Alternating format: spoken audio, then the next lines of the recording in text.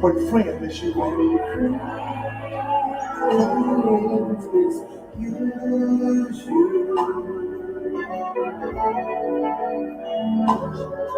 And it knock you and knock you from side to side. We don't want nobody to feel this good.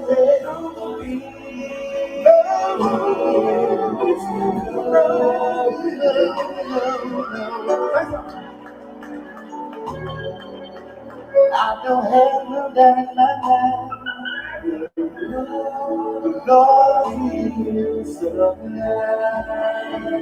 Did y'all come for service tonight? We will soon.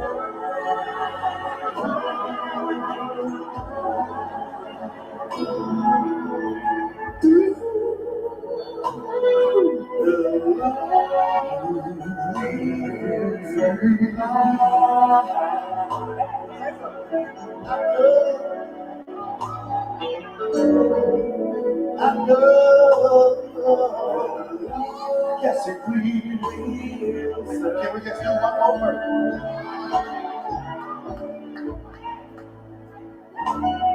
When there's no food on the table, there is no food on the table. No.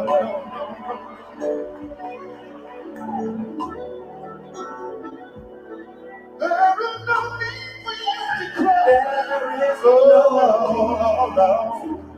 So what must I do? All you got to do is have faith in God and go down on your knees. Tell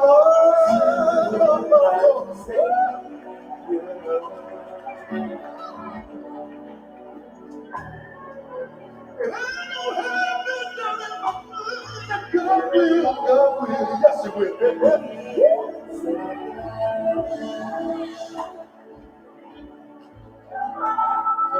He will.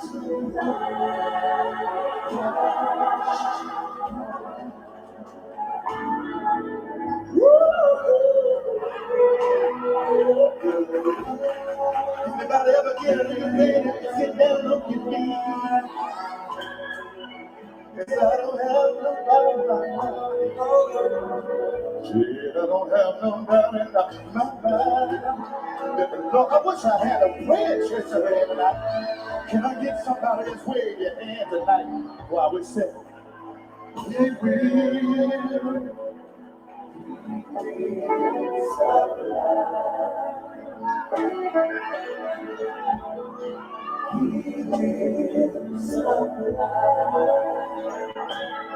Anybody here know God will? Y'all excuse me, but I feel pretty good tonight. Anybody here know God will supply? Anybody ever been down to the last night? You know how you was gonna make it. That take me back there. This is a banger right here. This is a banger.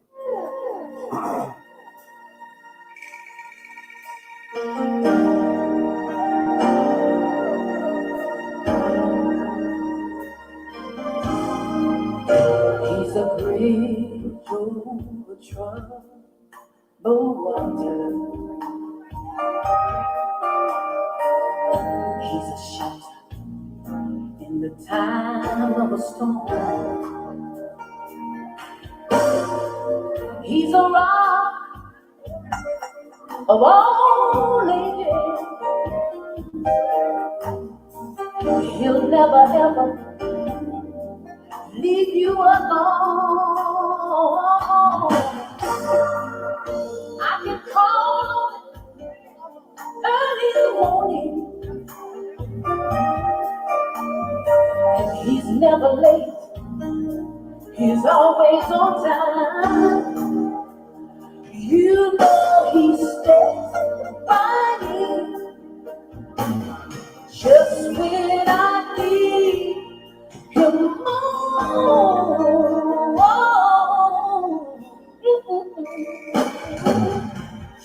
when I need him more. He's a breeze. Oh, my trouble water. He's a shelter in the time of storm. He's a rock of all ages. He'll never ever leave you alone. I can call early in the morning. You know the Lord is never late. He's always on time. I'm so glad He stepped by me just when I need Him more.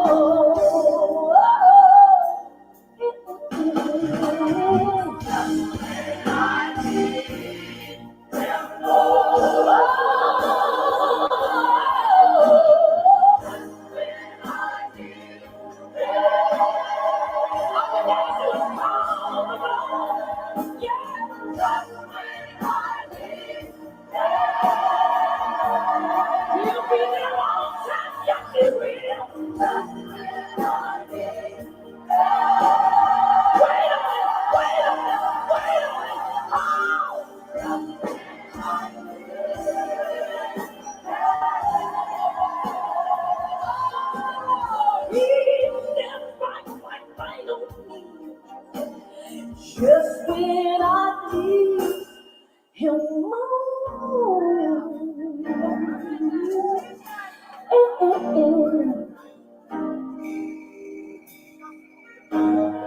I can call on the Lord any time of day, every night. Whenever I need the Lord, I get down on my knees, y'all. I pray to the Lord, Lord, help me through just one more day. And the Lord, He comes to see about me. Just when I need the Lord. Just when I need Him. Whenever I need Him. I can call. Just when I need Him. He always comes to see about me. Whenever I need Him. When I need the Lord.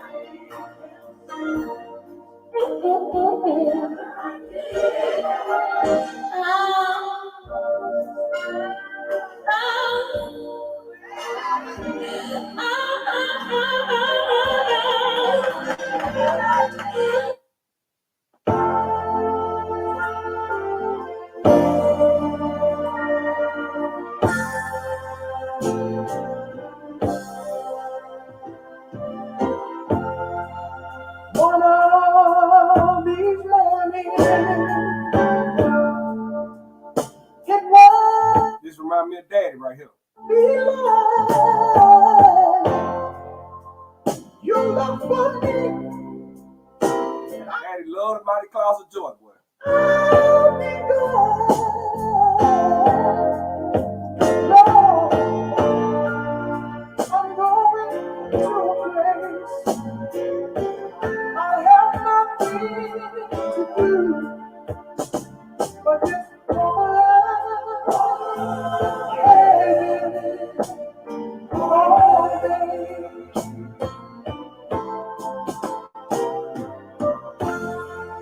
When I get to heaven, I'll sing and shout.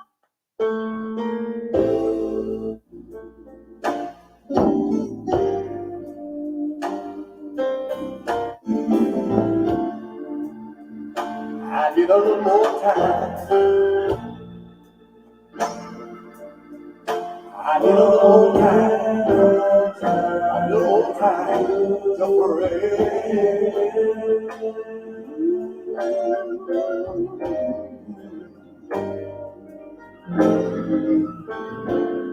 I've been in the storm.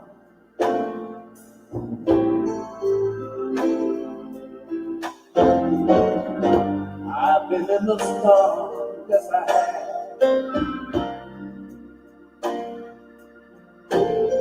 Too long, too long.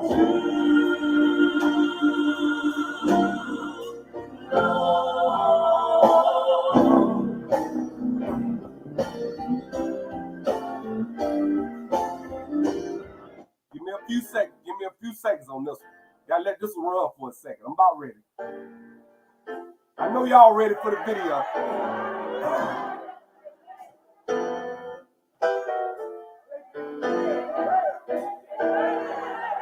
So y'all ain't never heard Kirk Franklin sing before.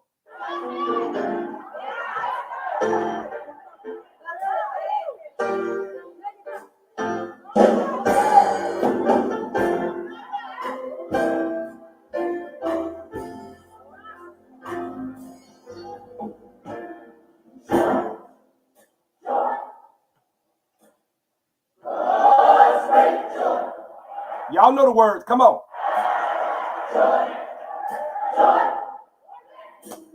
Down in my soul, sweet, beautiful, so saving joy.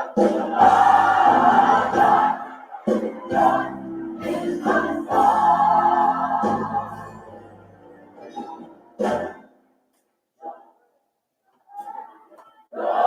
Great joy,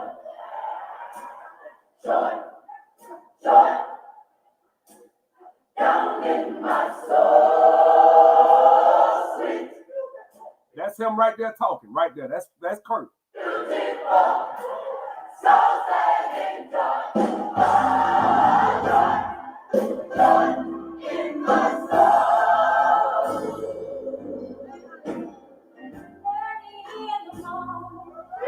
Just the way the girl talk, the way she sing, you can tell she can go just with these first few notes. Before the break of day, Y'all hear it, don't you? Y'all hear it? I am the Lord to make me whole. He holds me, and the Lord keeps me. Joy, joy in my soul. When I get weak and I can't go home, thank you, Jesus. I feel all my hope, all the joy is gone. That's Kirk right there, y'all. Late in the midnight hour, I talk to my God and He gives me joy. Joy in my soul. Thank you, Jesus. One of these old mornings, I thought that was Stephanie Mills at first. it won't be very long. You just might look for me, but I'm going home. Listen. I'm going up to glory. Yes, I am. Well, I want to sing and shout, oh, joy. That's Kirk Franklin, y'all. Joy. All right. I know. Somebody, I done lost a couple of y'all. That's cool. I know y'all don't want to hear the gospel. Okay. All right. Now, gotta start off with the video. Let me say this right here, guys. First off, this video is for one of my students, two of my students actually. This brother has been a godsend to me. His name, I'm gonna just say Fred. That's his name. The brother has really helped me in lifting the veil IT Academy. He has done things. He's gone above and beyond, had my back, and a lot of times I feel discouraged. I do. And the reason I feel discouraged a lot of times is not because of people like him or the other student, Leo, but because I feel as though, man, I done had a lot of shit done that I don't talk about, you know what I'm saying, that I don't bring up. Because I'm always on the phone. I'm always talking to students. And so I hear things in the youth that are put out there, negative as well as positive. And if you know anything about negative energy, Guys, we can all sit here right now and think of the 5 most negative things somebody has ever said to you or done to you.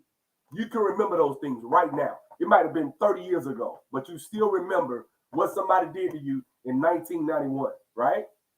Whereas positive things, you have to think a little harder, right? Negative energy is very strong. So, and I know this. So a lot of times I pull back and I don't teach as often I'm teaching, but I don't do it as often, right? And what am I doing? What does this have to do with white supremacy? I'm gonna get into all that, right? But the thing is, what really lifts my heart, man, I'm just gonna be straight up. This ain't me buttering up nobody or trying to butter these brothers and sisters up, is when they get jobs and they show love. That is probably the most uplifting thing that I see that my students can do for me. It really helps me. It helps my soul. I need that. You know what I'm saying? I need that energy, because if you don't get that, guys, you'll burn out. You will burn out. But every once in a while, somebody will do something without you asking them. They'll just show love, and you'll be like, damn, I really appreciate that. You know what I'm saying? What do I mean? These 2 brothers, Leo is in the chat right now, and Fred, shout out to Fred. These brothers, Fred probably sleep because he in Cali. But they took it upon themselves to film an interview without me even knowing and sent it to me. I was like, well, damn, bro. They shot it 7 days ago, so last Thursday, and I didn't even know. I didn't talk to Fred and shit damn near about a month and a half. And for him to just go and show me love like that, that shit mean a lot to me. You know what I'm saying? Now, why y'all saying this? Why y'all's like, okay, why are you saying this? So what does this have to do with us obsessing over white supremacy? Let me first explain something. Not Fred. Well, I ain't worried about it. I'm going to talk about him in a second. But this brother who is doing the interview, who's in the chat, Leo, this brother is from the South. And you're going to hear all his stuff, but he's from the South. He's black. He doesn't have the right pedigree and all that shit. This brother just changed his whole situation. This brother just came to my class, studied, and it took him over a year. It sounds like it took him a year to get it. You know what I'm saying? To do, I guess, with life happening. But he finally buckled down and passed my interview literally in March. And when he passed my interview, he got a job at the beginning of this month, somewhere in there, like maybe the 10th or something like that. He got a job. So what I'm saying is, this is the thing, man. I want you guys to understand this. It's one thing to talk about racism, white supremacy, and the system is designed to keep black people down, and the man got his foot on your neck and all that. And it's one thing to talk about, racism, social justice, and how black people are so disadvantaged, right? And let me show you what I mean by disadvantage. Let me show you how obsessing over white supremacy will lead you down a path of destruction, right? Look at this shit here. So the governor of Oregon has decided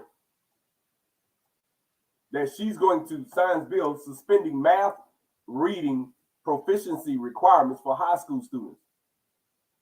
So the Republicans coming out against the bill. Now, obviously, white supremacy, or not even what would we call racism, white supremacy, that's in the lexicon right now, is popular among everybody, not just black people anymore. They've adopted that word from us because, like I always say, I believe black people are the seasoning. If America was a steak, we are the Dales, we're the Lowrys, we're the seasoning salt that you would use. The whole rub that you put on the meat before you cook it is the black people. We provide the words, the lexicon, all that shit come from black folks. Everything. From right now, white people still would say something like talk to the hand or some shit we said 30 years ago. They stopped saying that shit, about 5-10 years ago? We stopped that shit after like 6 months. Talk to the hand. That's when Martin was on TV. That was a long damn time ago. I was in like the 10th grade. You see what I'm saying? But the point I'm trying to make is you see that this whole obsessing over white supremacy, because what's happened is we're up here now, we've given white supremacy so much power, right? That what we've done is we've suspended the ability to fight has been stripped from us, guys. We don't have a fighting spirit anymore. We don't. Because why would you fight if white supremacy is God? You get the analogy, right? If white supremacy is all-knowing, all-powerful, you know what I'm saying? which is omnipotent, omniscient means all-knowing, omnipresent, everywhere at the same time. So it ain't nowhere on this planet I can go to get rid of it. Now, am I saying that you could go somewhere and run to Africa and you won't have to face whatever issues? You still gonna have issues in Africa. You're gonna have issues wherever you go. That's like saying, hey, I can move to the DR and get a good wife that's gonna love me and me for me and don't care about if I ain't got no money. Yeah, okay. You try that. She might marry your ass for American citizenship, but bring her back to the States. Let's see what time it is. And if she leave you when she gets to the States, that's not your wife. That's a woman that milked your ass. That's what that is. If I can't bring her back to America and she riding with me because it's me, then you fooling yourself. It ain't got nothing to do with westernization and all. No, I don't want her to get westernized. I don't want her to move back to America. No, nigga. No. Right? Now, the point I'm trying to make is we obsess so much over racism, white supremacy, that a lot of us have forgotten what it means to actually build something. Because if you build, I'm not talking about me and what I'm building with Lifting the Veil IT Academy. This ain't a video. I'm not trying to brag. I'm not trying to say what I'm doing. Really, the students, I can't turn them down. Like, if I just say, you know what, I'm going to quit. I ain't doing this no more. I got people calling me. I got people reaching out to me that need help, that want to change their lives. I can't stop. So this ain't like, oh, I'm so driven and I'm so, no, you ain't hearing me brag like that. Been a couple of times I wanted to quit. Just telling the truth. Been a couple of times like, man, I can make money doing this. The time and effort I'm putting in, I can go do this, I can go do that. But it just ain't about that no more. It's about the people. So obviously I'm a ambitious person, so shit, I want to grow it. You damn right. I want to make trillions off this shit if I can make it. What? Shoot me. Right? I want to be in Silicon Valley with a big ass office full of nothing but brothers and sisters that I done trained, and we make a big ass company with an app and shit. You download it and we run that bitch. You damn right. And I got all types of developers, black people that's in tech. They want to give back. Damn it, they come through us. They sign up. They teach. They give back. That's what it is. Shoot me. That's what I want. So yeah, I'm ambitious. Shit, I ain't coming here to half-ass it. If I'm gonna do it, I'm gonna do it big. Do I have the time and money now? It's kind of hard to have the money. You know how to make it happen? Well, you would get a call today, brother. You would get, hey, this shout out. This is one of my favorites of not subscribers, but one of my students, man. Shout out to him. Me and him talk. I called him and vent sometime when that girl was putting that bullshit on me, talking about I'm up here talking about pornography in the middle of my damn class. I ain't never forgot that shit. Her ass kept filing for a refund. Took my class 3 months, kept filing for a refund for 6 months. She kept losing. Finally, she went through a credit card company. They gave her a refund. I was like, God damn, she went through all that shit. I just sent that email like, I hope it's worth it. I hope it was worth it. You was in my class. You know you took my shit. And you lied to get your money back. Talking about I stole your money. You don't know who I am.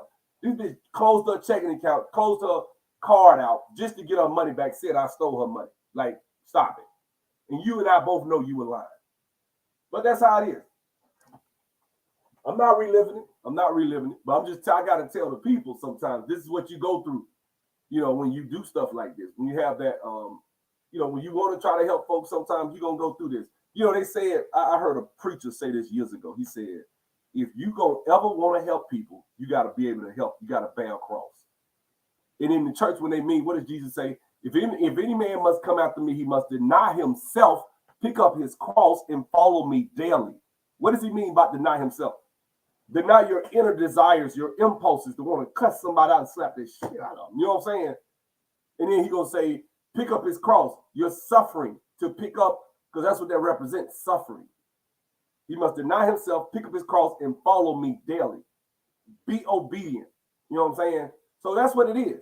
You know, if you're going to help people, you're going to have to bear a cross. If you're going to help people, especially people in the black community, who a lot of times, some of us, not all, some of us lack character. And some of us will use these shit out of you and lie to you and lie on you and say things about you that, you know, it's just not cool.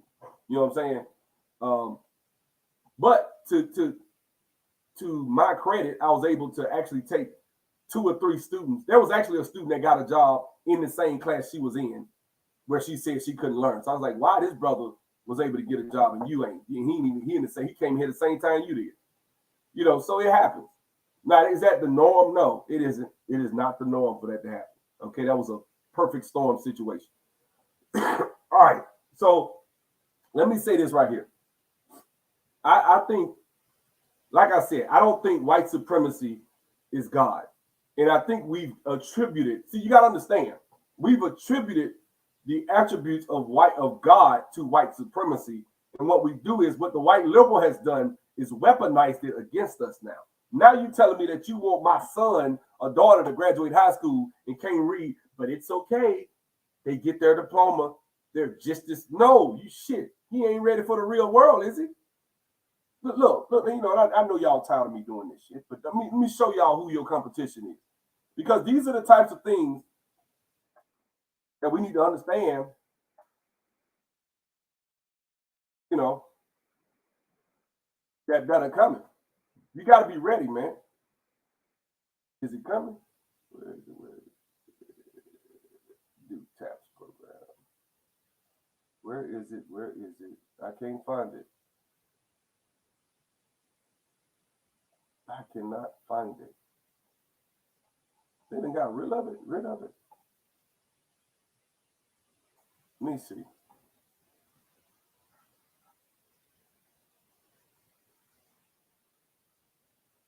Okay, so obviously I can't find it. I think maybe I misspelled it. Let me see.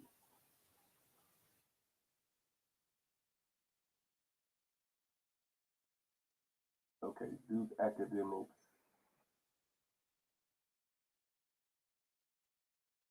Boot camp. See if I can find it. I done lost it, man. I thought it was called TAPS. Wasn't it the Duke TAPS program? Let me see, man. This something is wrong. Give me a second. Sorry, guys. I know it's. I think it's called TAPS. Youth programs, Duke Continuing Studies, Youth Program, Duke Star Program. God done it, my mind just done went blank. Anyway, every summer, they bring in the kids from all over the country that are like the best of the best. And what happened, a lot of these kids have already made like ridiculous. Okay, I got it. Duke University.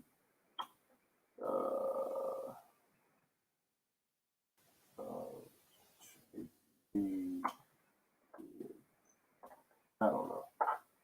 It's it right here. Got it. So check this out right here. Watch this now. Now these are little kids, and they telling young kids. This is Duke University. You have achieved an SAT or ACT score in the 7th grade that would thrill. Y'all notice something about this crowd? Ain't none of us in there, is it? And if they are, they African. Many high school juniors. They may be young, but these 7th graders scored. This crowd, Indian, Asian, and white.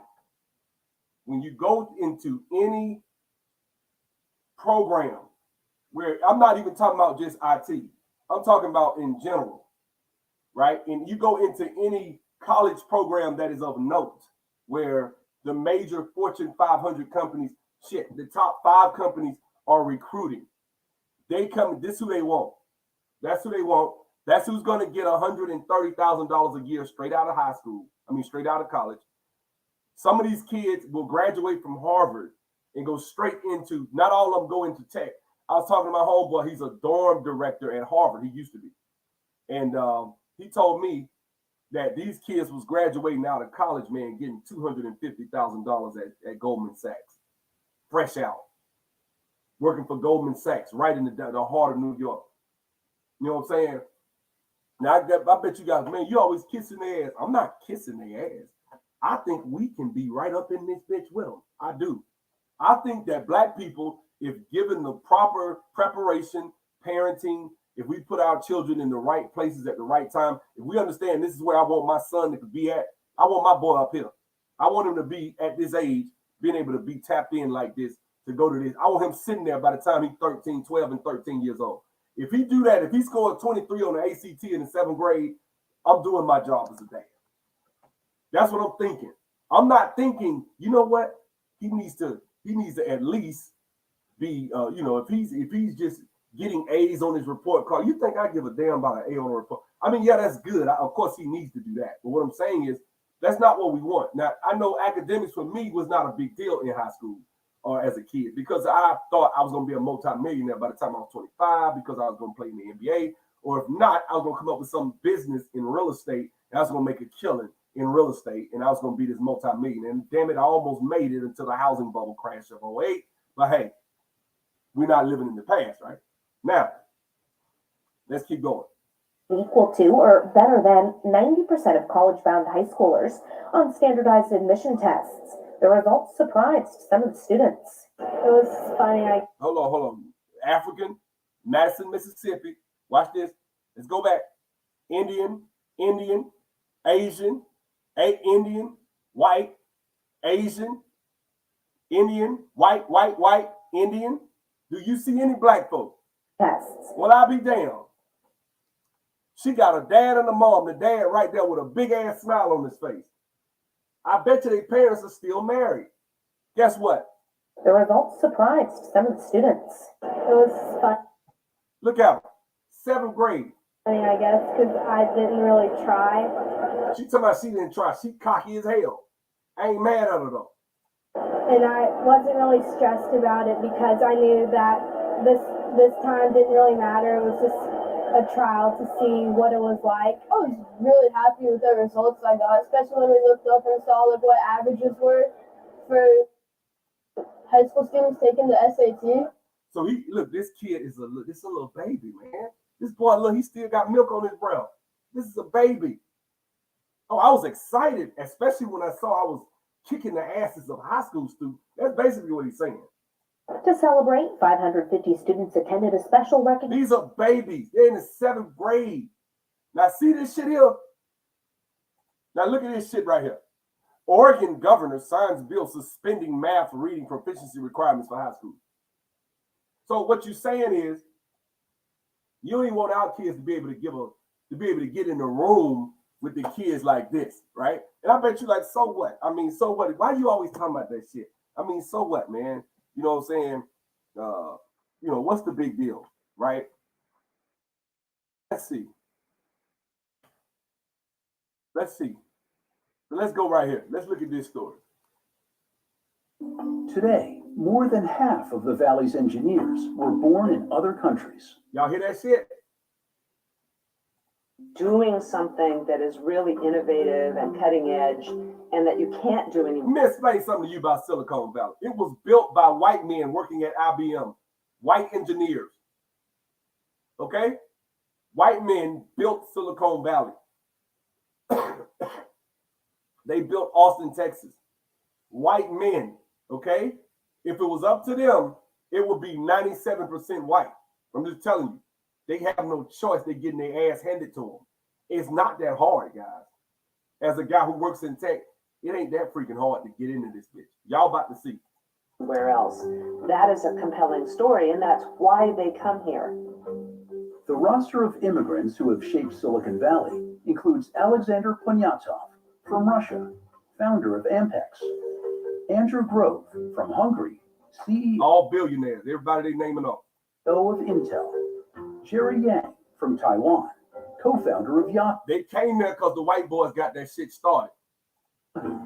Andreas Bechtolsheim from Germany, and Vinod Khosla from India, co-founders of Sun Microsystems, Elon Musk from South Africa, founder of Tesla, Y'all know him, don't you?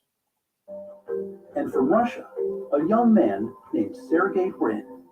Sergey Brin. Watch this.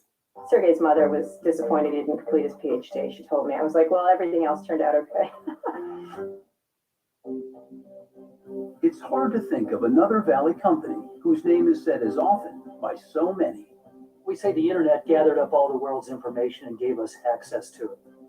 No, Google gathered up all the world's information and gave us access to it. It's really the ability to search for knowledge that is the transformative event of our era. This global giant, like so many of the Valley's legendary firms, owes its founding to the Valley's magnetic attraction, a force that draws two ambitious young people here. It's, two people out of Stanford, that never had a job before and started what today is one of the most successful companies in the world. Larry Page is from Michigan. Sergey Brin, born in Russia, grows up in Maryland. After college, each wants to pursue a PhD in computer science. Let me show y'all some shit, man. Look at this. Look at this. All of the largest companies in the world, Apple, Microsoft, both of these are companies, American companies, tech companies, technically. Some Saudi company, Google. They call it Alphabet. That's Google, right? Amazon, Facebook. Y'all see something in common? All these companies come out of one area in the country, Silicon Valley, or out there in Oregon. Microsoft is Oregon. I don't know where Apple is. But anyway, you got that, right? You keep going, you got other American companies on here. So what I'm saying is, guys, we're not even in the conversation. And so when I talk about racism, white supremacy, let me explain something to you. These guys are immigrants, a lot of these guys. Steve Jobs wasn't, I think he was Arab. Steve Jobs wasn't even American. I mean, he wasn't technically a native, he's his parents. He wasn't like a original foundational American. He wasn't, right? He was an immigrant. His people were immigrants. Each decides to come to the Valley, to Stanford, where in 1995 they meet. Now, how in the hell you get into this? How do you get into this situation? Listen to it. Listen to what they're saying. Watch this. The next year, they decide to work together on a thesis project to improve the sorry state of search. Thesis, that means they in the either PhD program at Stanford. I mean, shit. Let's do a little deep dive. What are the computer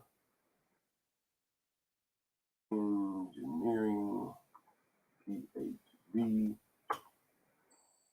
Stanford? Let's just do computer science PhD at Stanford requirements. Well, let's see what you need. Let's see. What y'all think? Y'all think this shit hard? Of course it is. It's Stanford. Candidacy. University policy requirements. All doctorate students declare candidacy by the end of the sixth quarter in residence, excluding summers. Once you have a permanent advisor and have completed the breadth of requirements in the 3 units coursework with 4 instructors. I ain't finna go through all that shit. I thought they had like a little bullet point thing. I ain't gonna go through all that. I ain't gonna bore y'all with all that. But the point I'm trying to make is, in order to get into these circles, guys, you have to have a certain pedigree. Getting into Stanford PhD in computer science is like damn near winning the lottery. Okay? Just like getting into Google. Let me explain something to you. And that's why I'm proud of my niece, because she did this shit. But let me show y'all something. Watch this.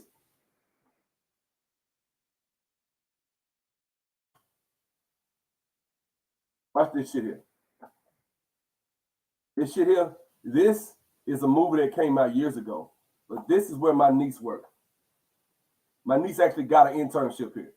This shit is not easy to do. That's why I'm proud of her. I defy you to crush this course and not get psyched out of your mind. I'm gonna pop some tags. Only got $20 in my pocket. The Chronoshock 13. They didn't tell you that your company is closed. You closed the company? Everything's computerized now. People have a deep mistrust of machines. Have you seen Terminator? Yeah. Or 2? Or 3? Or 4? Oh. Nick, I got it. Google. You got us a job at Google? Not a job. It's an interview for an internship that could lead to a job. Nick, this might be the last chance that we got. Come in, you gotta come in closer. We won't be able to see us. We can see you guys. Okay, good. You got it? Hi, my name is Billy. We can hear you fine as well. Oh, great. Are you ready for this? Welcome to Google. This will not be your average internship. We're looking at some sort of mental Hunger Games against a bunch of genius kids for just like a handful of jobs. That's a Sharpie. Did you hear what he said? This shit, they made a movie about this shit. A lot of companies I work in, they have this, what they call agile methodology for the environment and shit. We be writing on little boards like this and shit. This is how this shit works. We're not used to this shit. We're not. And I'm not trying to shit on us. I just like to tell you the score before I go in on the subject, right? By the way, genius. That's my fault. Smile, one of the team managers. Tell me. Oh, normally just putting the fist out without the words is all that's necessary. Come on, bro. Fist me. Get up in there. Yeah, that's definitely not right. Your interns? Yeah. Shut up. Deal with it. You're so old, though. I thought you were important. Sometimes the long shots pay off the biggest. Our team's a joke. You guys gotta start believing. This reminds me of a little girl from a steel town who had the dream to dance. Notice ain't no black. I mean, they ain't got none of us in the bitch. Like, it's understood we not in that motherfucker. She had to strip down to nothing. She had to sit in that chair and arch her back, and she reached up and pulled the chain to nowhere and doused herself with water. Flash dance, talking about. So my niece got this internship 3 times. Her freshman, going into her sophomore year, sophomore to junior, and junior to senior. She went to Google. She didn't get the job offer. She got accepted in some Harvard program, little thing they did for like a month and a half. Then she went to Microsoft. And Harvard told her she wanted to come back. She's more than welcome. She went to HBCU, which is rare that you see us doing. I ain't gonna say rare. It happens all the time. But still, you know what I'm saying? Now, why am I talking about all this? Let's keep going. On the internet. Search on the internet had become horrible. The sheer amount of information available is immense, almost overwhelming. And so finding things that were relevant was very difficult.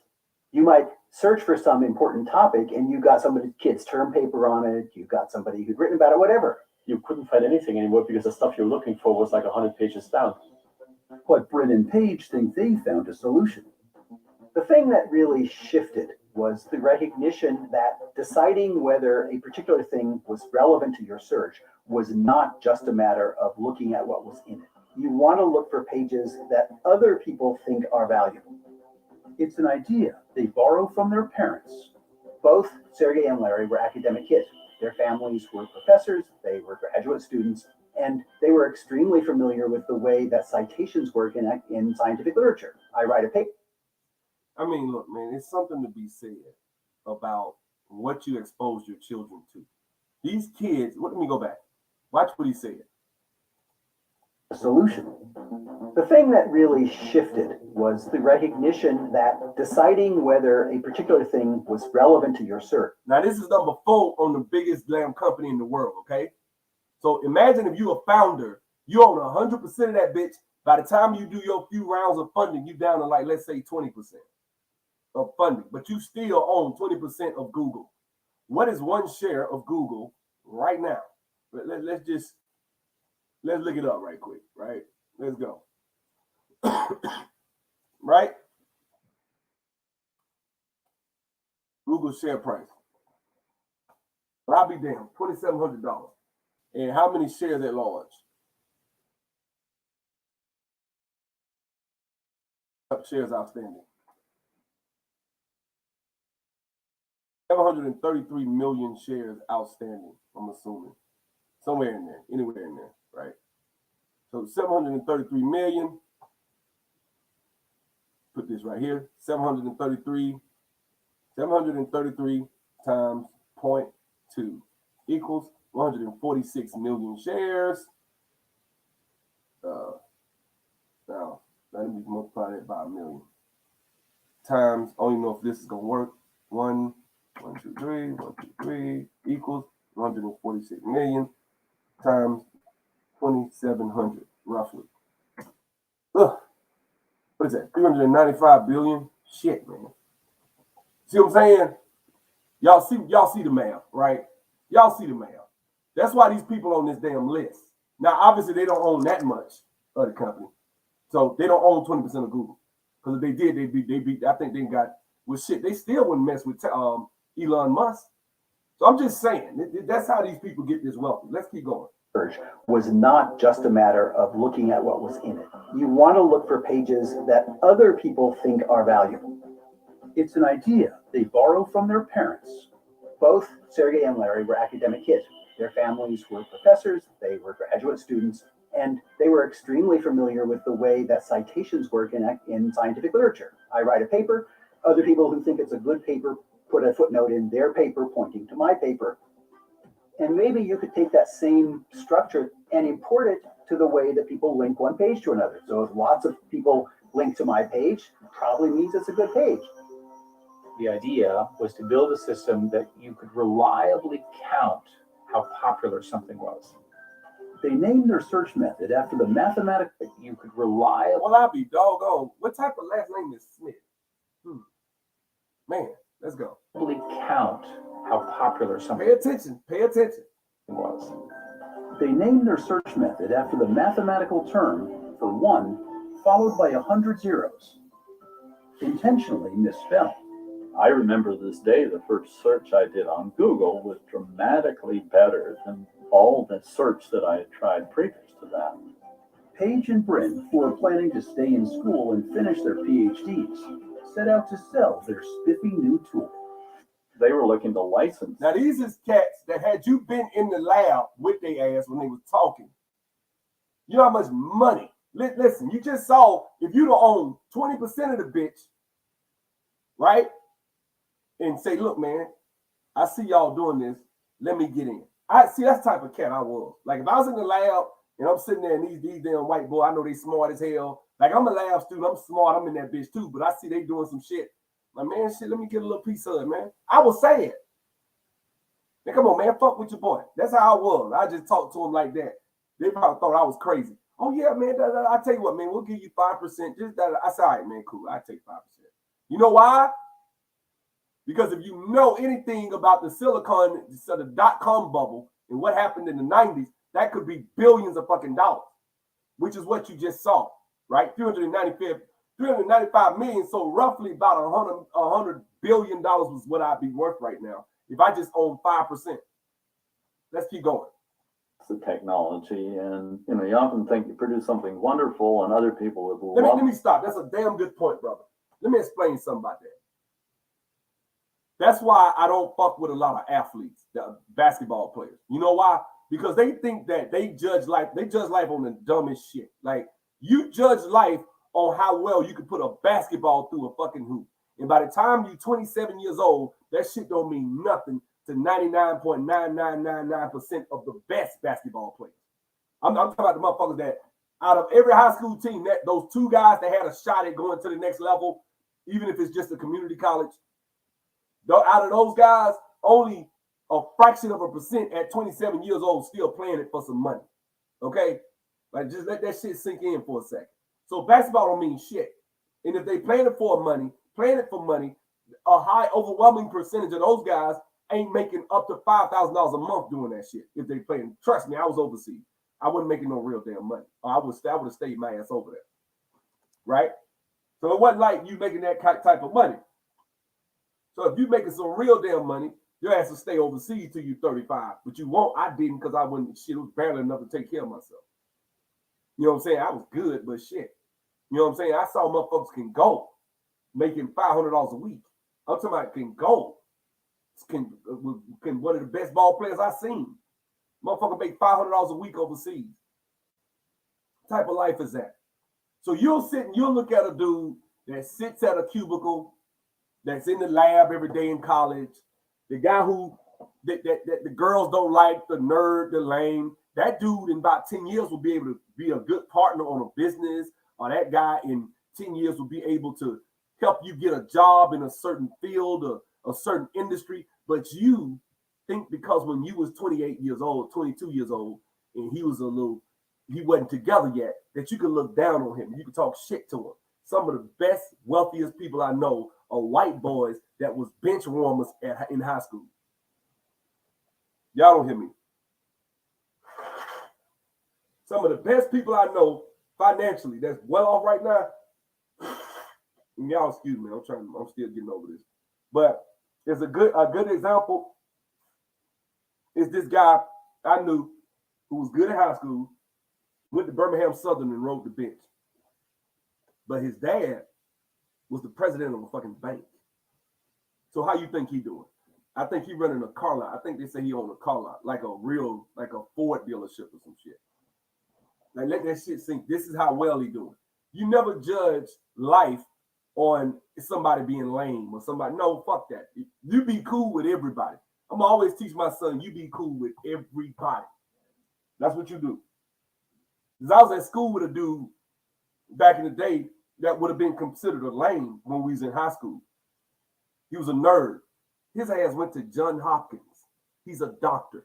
He came back to Montgomery. He makes $500,000 a year. He's a doctor. He literally told us that one day. They was trying to guess it. I didn't ask that shit because I just don't ask shit like that. He's like, no. They kept going up and up and up. He had his own practice. He was doing other shit. Plus, he would do other shit with the hospital. He'd be at the hospital. This dude had about, I promise you, this dude had to have had about half of me, 400. He said 400 and something, he said. I was like, damn, they pay that much to be a doctor? He's like, yeah, that's how much you can make. You know, some doctors make $250, but those doctors usually commit themselves to doing something that they love or something. But if you want to just get the paper, you could do this, you could do, he named off some stuff. I was like, damn, you know, but he went to Johns Hopkins, so he ain't the regular doctor. That ain't your average doctor, okay? Your average doctor don't go to Johns Hopkins, right? That's like saying you from Harvard. So, you know, let me keep going. They're the baby you created and wouldn't want to raise it, but the reality is they got other things going on and it doesn't look as pretty to them as it does to you.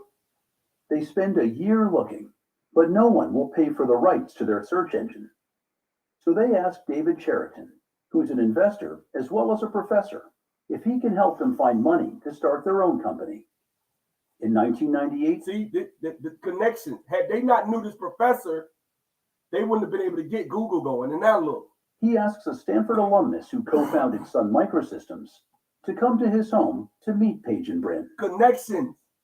Look at this shit. David thought it would be useful for us to meet and just sort of talk over of what it means to start a company if you're still a Stanford student. So we met at David's house in Palo Alto, and it was like early morning at 8 o'clock, and I had a 9 o'clock meeting at Cisco, so I didn't have much time. Larry and Sergey arrived first, and so they were out there on the front porch with me and connected into my Ethernet at home, and Andy pulled up in his Porsche and hopped out, and they demoed Google running on this laptop. It was working astonishingly well. I mean, even as this small demo. So clearly, I thought this was going to work. That was not even the question. The only question was, how would they make money with this? So the next question was like, what's the business model? How you monetize this? They would say, well, we can then link this all to these relevant ads. So relative to the search term you have, they could have this unlimited ad inventory and just you search for a tennis racket. Here's an ad from people who want to sell their tennis rackets, and and they will charge 5 cents a click for that, which is still the basic fee today. So in the back of my mind, I was calculating, you're going to get 1 million clicks a day at 5 cents a click, $50,000 a day. They cannot go broke. So it was clear that this was a money-making machine. So he said, I don't want you guys to have to, take too low valuation or have to worry too much about these money. Come on, man, look how young he was, man. You know what I'm saying? I'm going to tell you something. I study these people. I'm actually fascinated that they were able to do this shit. This ain't about white supremacy, guys. The only thing that stops African Americans or stopped us from getting into those places are accepting shit like this as normal. Where the Oregon governor signs bills suspending math reading proficiency requirements for high school graduates. That right there is what stops you, man. Accepting mediocrity for our children, accepting that shit for what it is. I'm not saying you're not going to fuck up and be lazy some days and don't want to give your best. We all do. I do. That I don't even think that's what excellence means is you do everything perfect every fucking time. No, you don't. You're human. I think it means you don't quit and you keep driving and having the drive and motivation to keep going. So the reason I made this video is because I want to give a shout out to 2 of my students. Like I said, Fred, who is a student who finished a while ago and went and got another certification. Well, he got a certification. He got 2 other certifications. And this brother has been studying and working hard. And look, he don't need the certification because he took my class, but he got it anyway, right? And what he did was he took it upon himself to actually go and get, interview this brother. And I'm about to play it. I'm not going to show their faces or anything like that. Shout out to Leo. He in the chat. He was anyway. I don't know if he's still here. But I just want you guys to hear this, man, because this is key right here.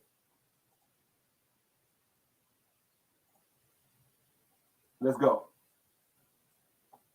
If it'll load up, it's taking a while.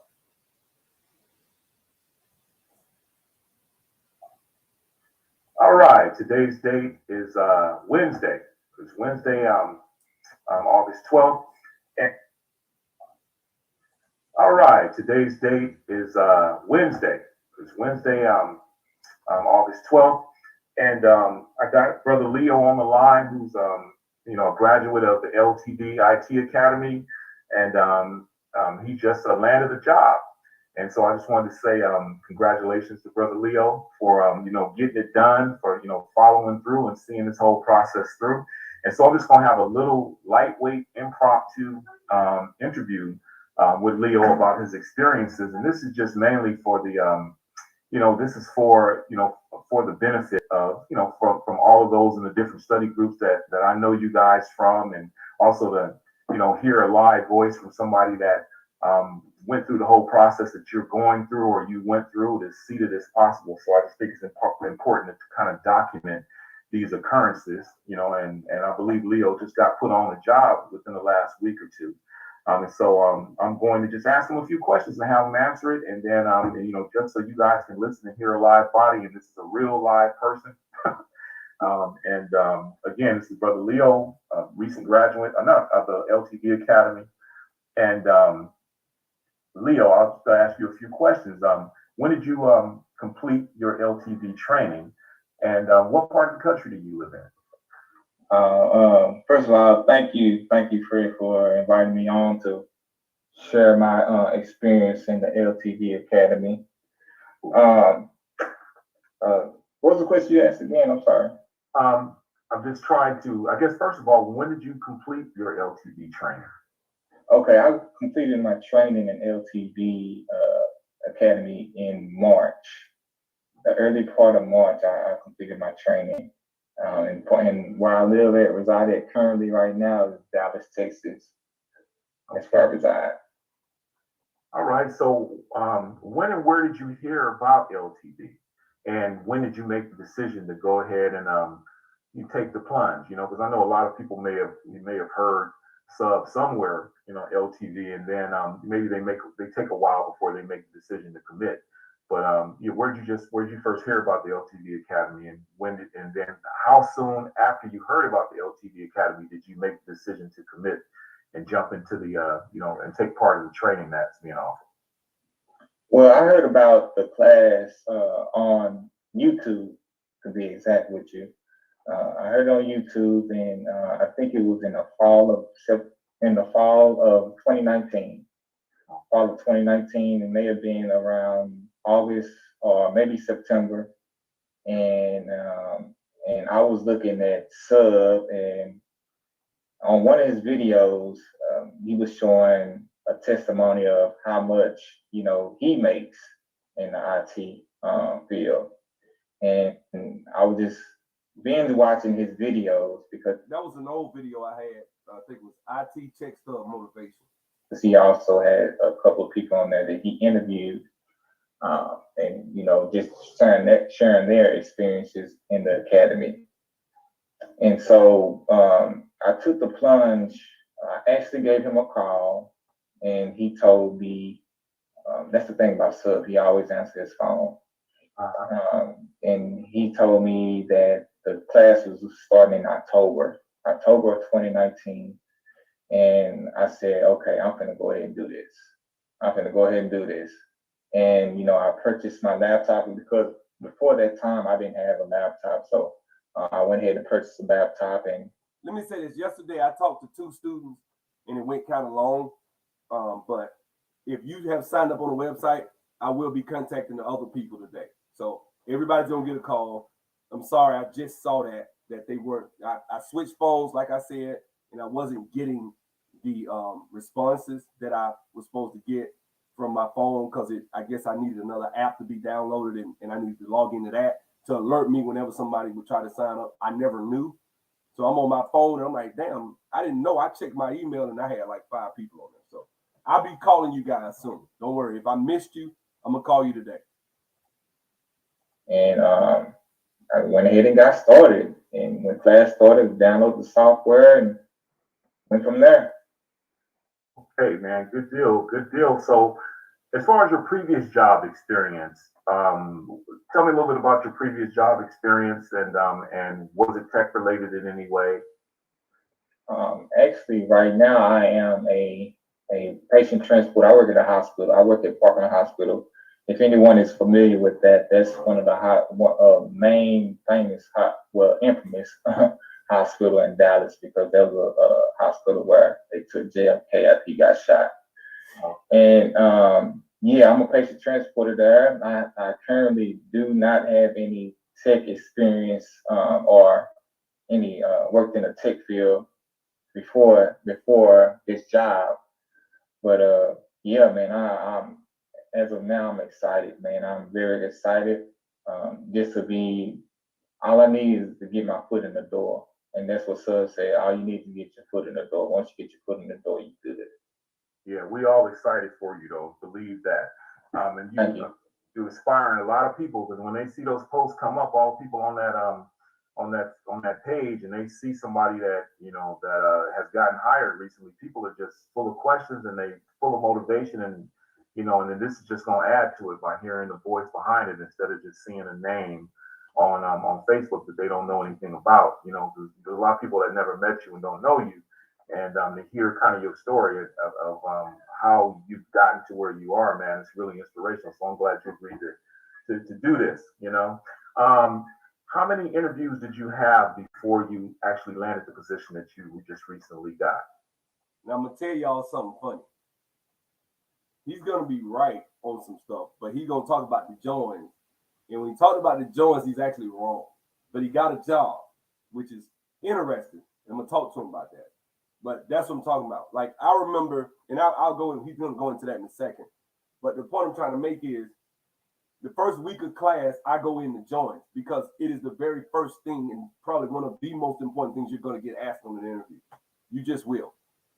I had at least 4 interviews. I had at least 4 at that time. At this time.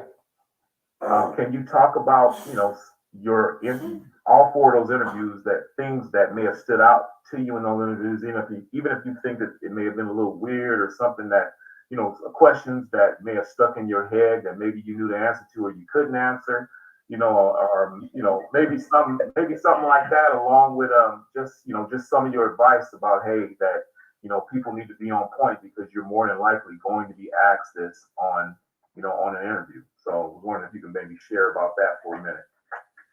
Yeah, I can actually share this. To be exact with you, actually, Sub had played my interview one time in class.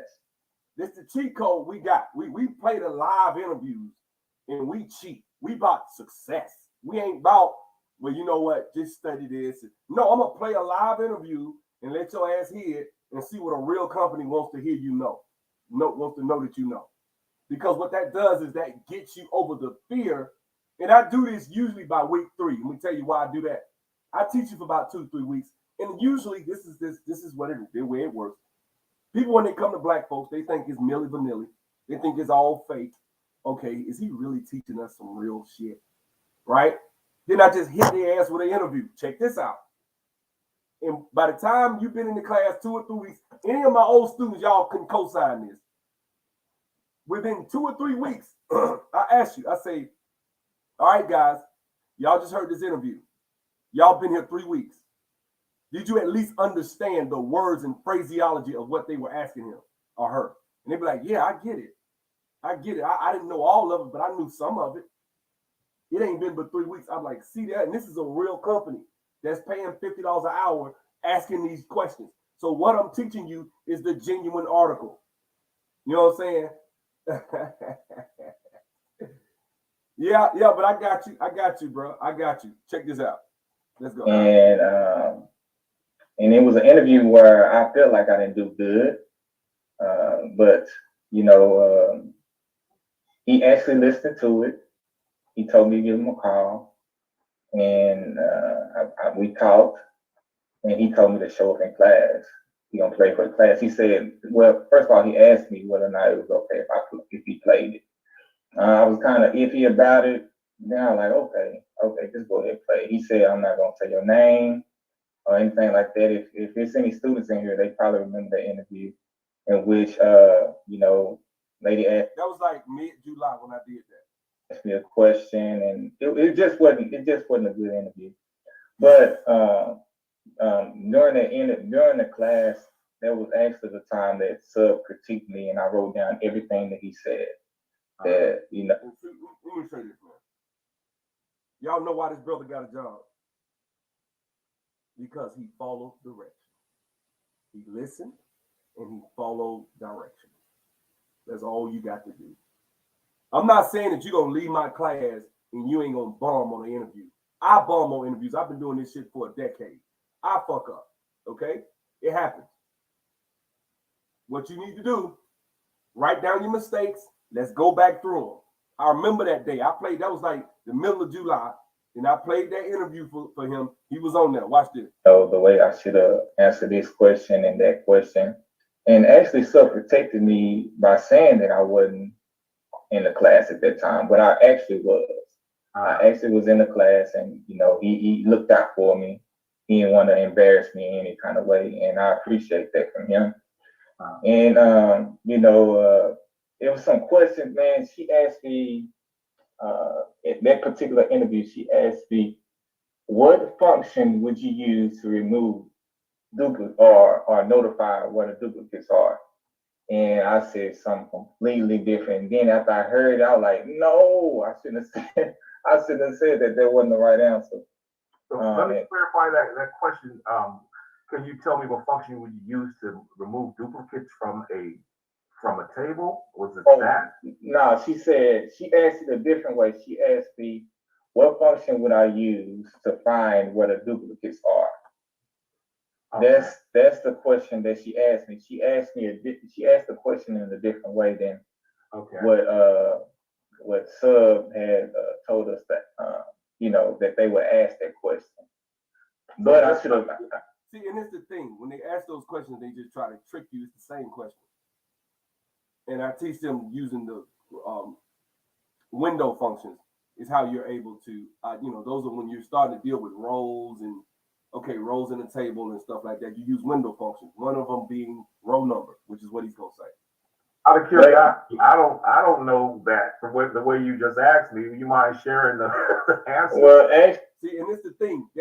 When you learn something, if I was to ask the brother that's interviewing, Fred, tell me how you remove duplicate records, he could tell me.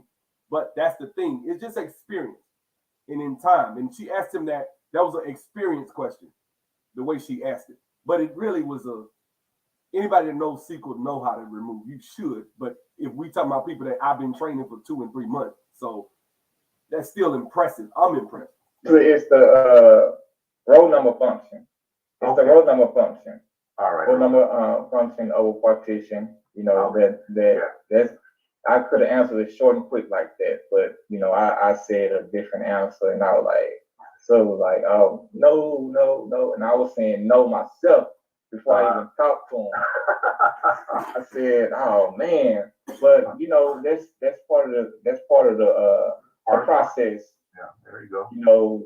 Sub says it. The more you interview, the more comfortable you get, and at that time, you could hear it in my voice. I was kind of nervous. I was nervous, but here's the thing though, the interview that I bombed, they gave me a call back. They wanted to go further in the process. Wow. They wanted to go forward in the process because they had sent me an email, and I was like, I emailed the lady back. I said I already interviewed for this position, and I didn't hear nothing from them. And then I get a call. And it was another lady. She said, "This is so and so company. We're just trying to see if you want to go forward in the process." I'm like, forward in the process? I just had an interview with y'all, and since I ain't hear anything from them, well, at least I thought I ain't hear nothing from them because, like I said, they emailed me, and she said that we want to move forward the process from so and so company. I'm like, what? So we moved forward. That was actually that was the first interview I did, and then I went on to the next round. And in that round, I didn't do too well. I could tell because they didn't get. And let me say something, guys. And I'm not going to play the whole entire interview, but what I want you guys to look at is this brother never quit. He kept going. He got a good attitude, and he applies himself. That's why he succeeded. That's why he got a job. And he's gonna take that same energy into the job because every Friday they're gonna be paying him $2,000. That'll motivate you like a motherfucker. Trust me, it will. Especially if it's your first job and you ain't got money saved up like that, and you get this job situation where you're making $2,000 every Friday, direct deposit. That shit coming like clockwork every Friday. Sometimes tax free. Sometimes you have to pay your own taxes, which I love. You know what I'm saying? That's just how I am. But some people don't. You can really move fast. Now, why am I talking about this, first of all? Because I'm going to finish a few more minutes into the video, and then I'm going to end this piece. But let me say this. The reason I'm talking about this is I want you guys to get past this whole ideology that the white man, and I know most of y'all don't say this, all right? You know what I'm saying? But I want a lot of us to get past the ideology that a white man is in control or in charge of wealth for black people. Because let me explain something to you guys. You pay me $2,000 a week, which is, that's good money, right? You pay me that. Let's say I'm coming from a situation where I'm making, $50,000 a year, right? So I go from $1,000 a week before taxes to making $2,000 a week. Oh, and I got to pay my own taxes, which by the time I deduct, I ain't make that much.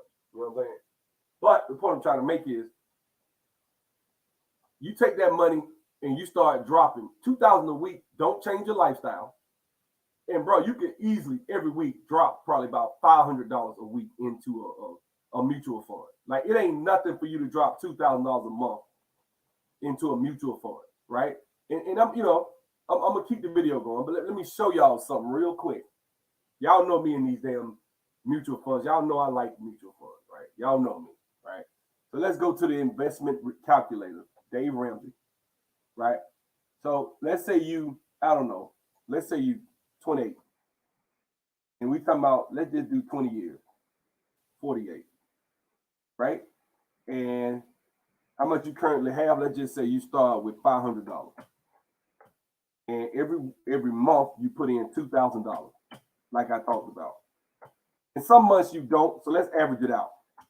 Some months, let's say you're unemployed because you're in between projects. Let's say you do $1,700.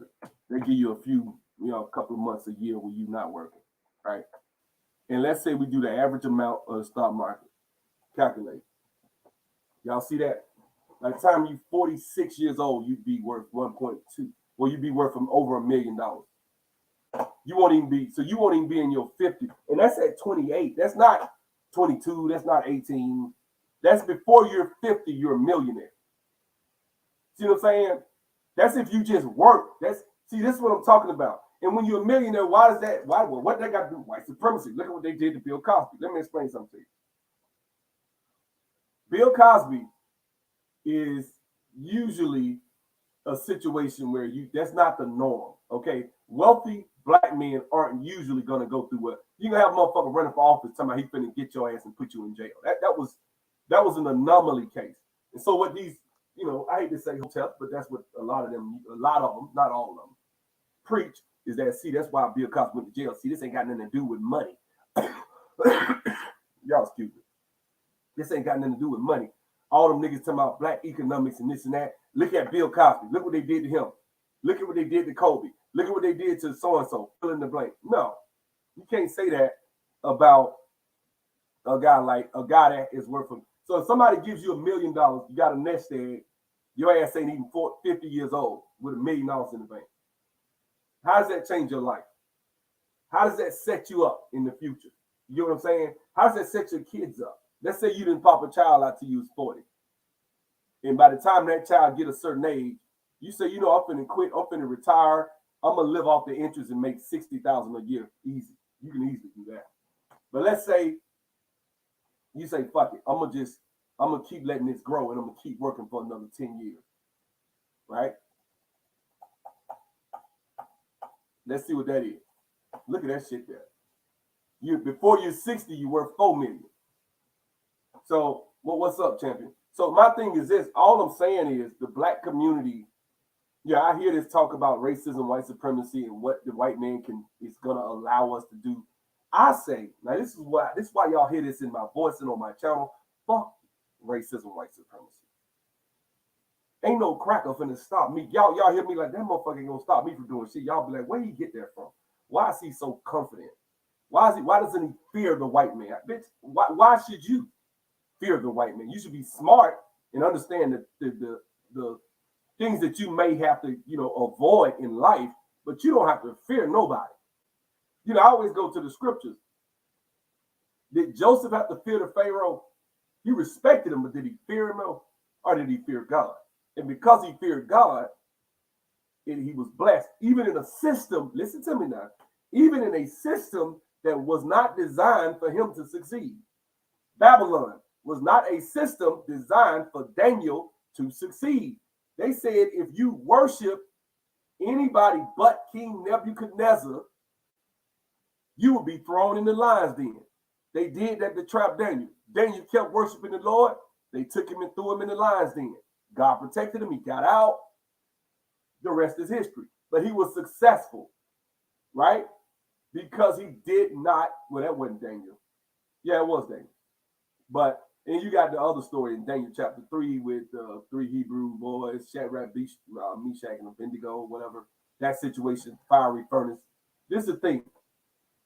When you're in a system that you say isn't designed for you to succeed, and you live a life of righteousness, and you're doing what you're supposed to do, and you live, what does the Bible say? Make every effort to live at peace with men and try to live a life of righteousness and be right and do what you're supposed to do right by people, show up on work on time, do what you're supposed to do. That's what I'm saying. They talking about a system. So that's what I'm saying. So even though they say that it's a system, I don't care what system you in, you can succeed, in other words. And I don't care what system you in, I don't fear this so-called system that I don't even believe in. I don't believe in it at all. I'm just come out the closet with that. Don't fuck with me, right? I'll come out of the closet. I don't believe in that shit. I don't. I used to.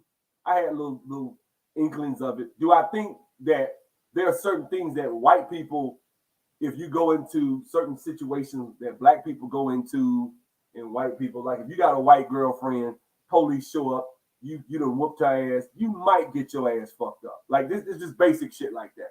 Do you go to a white neighborhood and you walking down the street minding your business, you might get the police called on you. Like, I'm not stupid. You know what I'm saying? Understand there are racist white people every fucking where. Police officers, racist motherfuckers everywhere. That being said, do I believe that I can win? Because that's really what this whole video is about. This brother believed he could win, and because he believed, he won. It's not like that for everybody. Some people's fight is gonna take longer. This brother passed. Sorry, guys. This brother passed the interview in March and got a job, and it took him till August. That's like 5 months, man. That's a long time. Guys, you have to be willing to put the time and effort in to do what it takes to win. And if you're not gonna do that, then don't come talk about racism and white supremacy to me. I don't want to hear it. I don't want to hear it. To me, racism, white supremacy is the excuse that a lot of us use to bolster our mediocrity and our lack thereof of just being, doing what we're supposed to do. We don't do what we're supposed to do. And then we talk shit about racism all the time. I don't want to hear shit about racism from somebody who refuses to do the things they're supposed to do, right? And what I mean by that is, for example, if you take a brother or sister who's willing to, buckle down and compare them to a person who believes in the system, you know what I'm saying? Well, okay. Well, that's what we disagree, champion. But I get it. I mean, I already knew that, but that's cool. You always bet on yourself to win. Let me say something. At the end of the day, I don't think anybody in America that is black, that is a descendant of slaves, if they buckle down, if they work hard, will lose. I'll challenge anybody on that. So yes, hard work wins. I believe that if you work hard and you apply yourself, you'll win. And it won't be as difficult as you think. When you get in the game and you've been working a while, you're like, damn, I worked a few months with sub, and I'm making over 6 figures. I done leapfrog most. What did Tasha K say in a video last night that I found really interesting? She did the video on Polite. Everybody watching that shit, right? When she did the video on Polite, the one thing she said when she married her husband, she said, my husband doesn't fear the white man because he makes more than the average white man, right? He ain't scared of him. I'm not saying that a white man can't lie on you and get you shot. White man can't lie on you and get you thrown in jail. Shit can happen, okay? I'm not a fool, right? People can lie, so can a black person. But what I'm saying is, at the end of the day, will you win in life if you apply yourself? Obviously, I'm of the mindset that you will. If you don't believe that, I don't know why your ass get out of bed in the morning. If you think that a kid who busts his ass academically is still held back systematically by the white man, then I don't know what you're doing with your life. Why are you here? I ain't saying kill yourself, but damn, that's a depressing, put a gun to your head and pull the trigger type way of thinking. And I see that a lot of times with us as African Americans, we believe we buy into these ideologies that, you know what, you can be smart. That don't mean shit. The white man only gonna let you get as far as the white man wants you to go. You believe that shit? That shit is like toxic to me. When I hear niggas talk like that, I get angry. Because guess what? All it does is it tells us, our young black boys, not to try. And if our boys don't try, we fucked. I mean, black girls, they got black girl magic and all that shit. Black boys, a lot of them don't have those options. I know y'all don't want to hear that shit. Hold on. Sorry about that. Right? All that does is when you tell a black kid, look, man, if you don't do this, the white man ain't gonna let you this, the white man ain't gonna let you that. You need to do this, you need to do that. God ain't got nothing to do with it. That's the white man's God anyway. White God, that's the white Jesus, all that shit. You tell them that, right? So it's almost like it takes the oxygen out of the room. It tells you, well, shit, why try? If damn, soon as I try, I'm gonna be knocked back down, right? I never forget the movie with Jamie Foxx on Netflix, where he had this girl, and the little girl was rapping. She could rap. She still haven't made a rap song about how the system is designed for her to fail, right? And so she had a D average or something like that in school. Something like, okay, so if the system is designed for you to fail, why in the entire fuck would you flunk out? Like, why would you do that? If I tell you, hey man, I don't like you. What's up, Naeem? How you been? I ain't seen you in a while. If I tell you, hey man, I don't like you. I want you to lose. We playing a game, a basketball game. I want you to travel. I want you to do whatever you got to do. I want you to foul out. I don't want you playing in this game, right? And you do exactly what I tell you to do because you think that I want you to fail. You're like, well, it don't mean that shit. If I go out there, the ref gonna make bad calls and the team is gonna scream against me and chant. And because to me, let me tell you what black people do.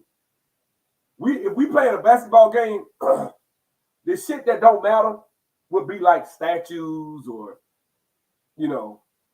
standing on the stage and holding your hands, your fist in the air, shit like that. That shit is important to you. And the fact that you may get a little pushback on that shit, all that shit is symbolic. And what that means is that's like you going on a home team, you the visitor, you going into the home team's court and the crowd is hostile. Because the crowd is hostile, you get emotional or sad. Well, you like, man, fuck that shit. Look, we playing basketball. The ball got to go in through the hoop, and that motherfucker got to stop me on every play. And I don't give a damn. And guess what, guys? Tell you something funny. They can lose. That is what. Well, shit, I didn't close it. I think I did. Let me see. Did I? Yeah. That is what this was about. That's what this right here was about, guys. This was about figuring this shit out so that you could get into these circles. They done took this bitch from Americans. They done took these damn foreigners and come and took Silicon Valley over. There's nothing they can do about that shit. They bitching about it. There's nothing they can do though. But you can get in the door and you can get your. So how do we get there? How do we get from just getting, out in the door where we can make a few dollars to these points? Because look, I'm not here. I wish I was. I'm not here. I'm not even, I think my company could grow. I don't know. Shit. I never doubt my company. What I'm saying is I'm not here though. Right? But in order to start there, we need an ecosystem. I'm just starting the ecosystem. I got students that have come through my class that are working. We all have an ecosystem. I can call them. Hey man, what's up? Da da da da this. Da da da that. Oh, okay, yeah, man. I tell you what, give me a call later. We'll talk about it. Right? I got some students telling me they want to invest in businesses and stuff. I just don't want to take people money unless I got some solid shit that I know is a home run. I'm not fucking with some unless it's my money. I don't want to take my student money. That's not what I'm here to do. I don't want that. I take your money. If I do something like that, it's going to be something that I'm pretty 100% sure is going to be a success. Otherwise, I'm not investing with somebody else's money. I don't like doing that. But I got students reaching out to me, want to do like an investment group and do all certain types of things. And I can do little stuff like mutual funds and stuff. So I talk about that. We can all do it as a unit or something. And it'll grow interest faster because it's so damn big. So we'll draw, you technically would draw the same amount. We don't necessarily have to do that. But, who knows? I mean, we could take 50,000 and drop it in there, and every week you put $50 in there a piece or something like that, and it's 20 of us. That's $1,000 a week. You know what I'm saying? Every week. That shit grows fast as hell. You know what I'm saying? And before long, what you'll have, if you take shit, let's just say, and let's start with, we'll start with $1,000, and we'll take this to 1,000. It's not bad. You know what I'm saying? We'll be them contributed more in the time in 5 years though. But we'll make like 23% interest. So, it'll be a little something. So I'm just talking about that. But actually the one I'm talking about in 5 years is actually averaging. I'm talking about the Dynatech fund I show y'all. They're more averaging about 15%. So anyway, we'll figure it out. But the point I'm trying to make, that ain't what this video was about. They relied on China for lead to now surpass us because they rather put their hand out to everyone but us, knowing that we should understand that we have to build for ourselves. Yep, agreed, Naima. Agreed. And I'm gonna tell you something crazy. What's crazy is a lot of the stuff that we're told we're not capable of doing is the stuff that our hoteps are, and I agree with them, historically. When it comes to math, and you go and look at the history of Timbuktu and the Mali, I think it was the Mali Empire, Ghana, Songhai, Mali. So Ghana was Askia Muhammad Touré. No, Mansa Musa. Sorry, that's the Indian guy. Mansa Musa, and then when you get to the Mali Empire, which was Muslim, I think Mansa Musa, I think they were something else. I don't know. I think he may have been last. So I think he may have been Mali. It was the one, I forget. I forgot my history. But that being said, I know one of them was Jewish, and then the other two were Muslim, but I can't remember. But anyway, when you go to, when you get into the history of it, of Timbuktu and what these people were doing there, man, them folks were some damn math geniuses. And, that just goes to show you it's not a genetic thing. It's not like we're supposed to be, at the bottom. Genetically, we're genetically inferior because, quite frankly, if I was to share my screen and go on YouTube and type up blacks, low IQ, and genetics, you see 1 million videos. You see 1 million videos basically saying that black people are genetically inferior. And then if you read the comments, see, that's the shit that pissed me off. You read the comments, it's full of white young millennials espousing how stupid black people are. This is the shit this is what I know people think of us in other races. It's always good to go see that shit. It's just like, it's good to remember. I'm from Montgomery, and I remember some of the stories that my granddad told my dad about this shit that went on with sundown towns. I didn't know it was called sundown towns and all that shit in the race riots of the Red Summer of 1919. When my granddad was like 10, 12, 13 years old and saw some fucked up shit going on, and they was trying to burn black businesses and shit like that. Right there in Montgomery, right where I'm from, right? So I remember that shit. It's always good to remember that, just like it's always good to remember that of what these people are saying about us. It's always good to be motivated, man. Michael Jordan and Kobe used to be motivated to whoop people's ass in basketball because they talk shit. And Jordan would see something, he would be motivated. You want to dominate and destroy somebody, you know what I'm saying? You want to make sure that now how in the hell you gonna blame Brother Polite on single mom? How in the hell you gonna blame Brother Polite on single mom? What the hell does black? Oh my God, I swear. That single mom that was fucking with Brother Polite did the right thing. She did what she was supposed to do, which was protect her daughter. Damn. Anyway. Well, yeah, it is highly subjective. You talking about the IQ? You said the IQ shit is highly subjective. People accept some things, these wild theories, as real science. Then they say shit like, trust the science. Well, I agree with you 1,000%. The reason I don't believe in the genetics piece is because if you take a black child, you give them a good diet, you give them a nurturing home, you give them two loving parents that are on them about their education, and you test them against their white counterparts in the same scenario, guess what? Guess what's gonna happen? That black kid is gonna test it. In fact, some studies have found that the black kids outperform when they have that stable home environment. That's one thing. Now, even when we did have stable home environments, there were other factors that went into it. Lack of diet. If you got a dad that's working and he's not as involved, even though your parents are married, he's there and your children are performing a different way. And then you got to understand redneck culture and how it affects black people and what it affected, how it affected the South, right? One of my favorite books, Thomas Sowell's Black Rednecks and White Liberals. If you listen to that book, it'll clearly show you that 150 years ago, on the eve of Civil War and slavery, 160, whatever. If you go and look at the South was littered with white trash, white people and that's why the South has this stigma of being backwards, not just because of us as black people. The South has a stigma of being backwards because they had that Irish immigrants they were pretty much the South. The South was a bunch of Irish immigrants.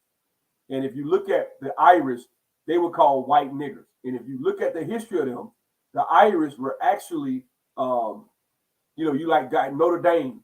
What's the mascot for Notre Dame? The Fighting Irish of Notre Dame. What is that mascot? An Irish dude with a beard holding his fists up, ready to fight because they were thugs. That's who they were. Also, the people from Northern England. Those are the people that migrated to the South.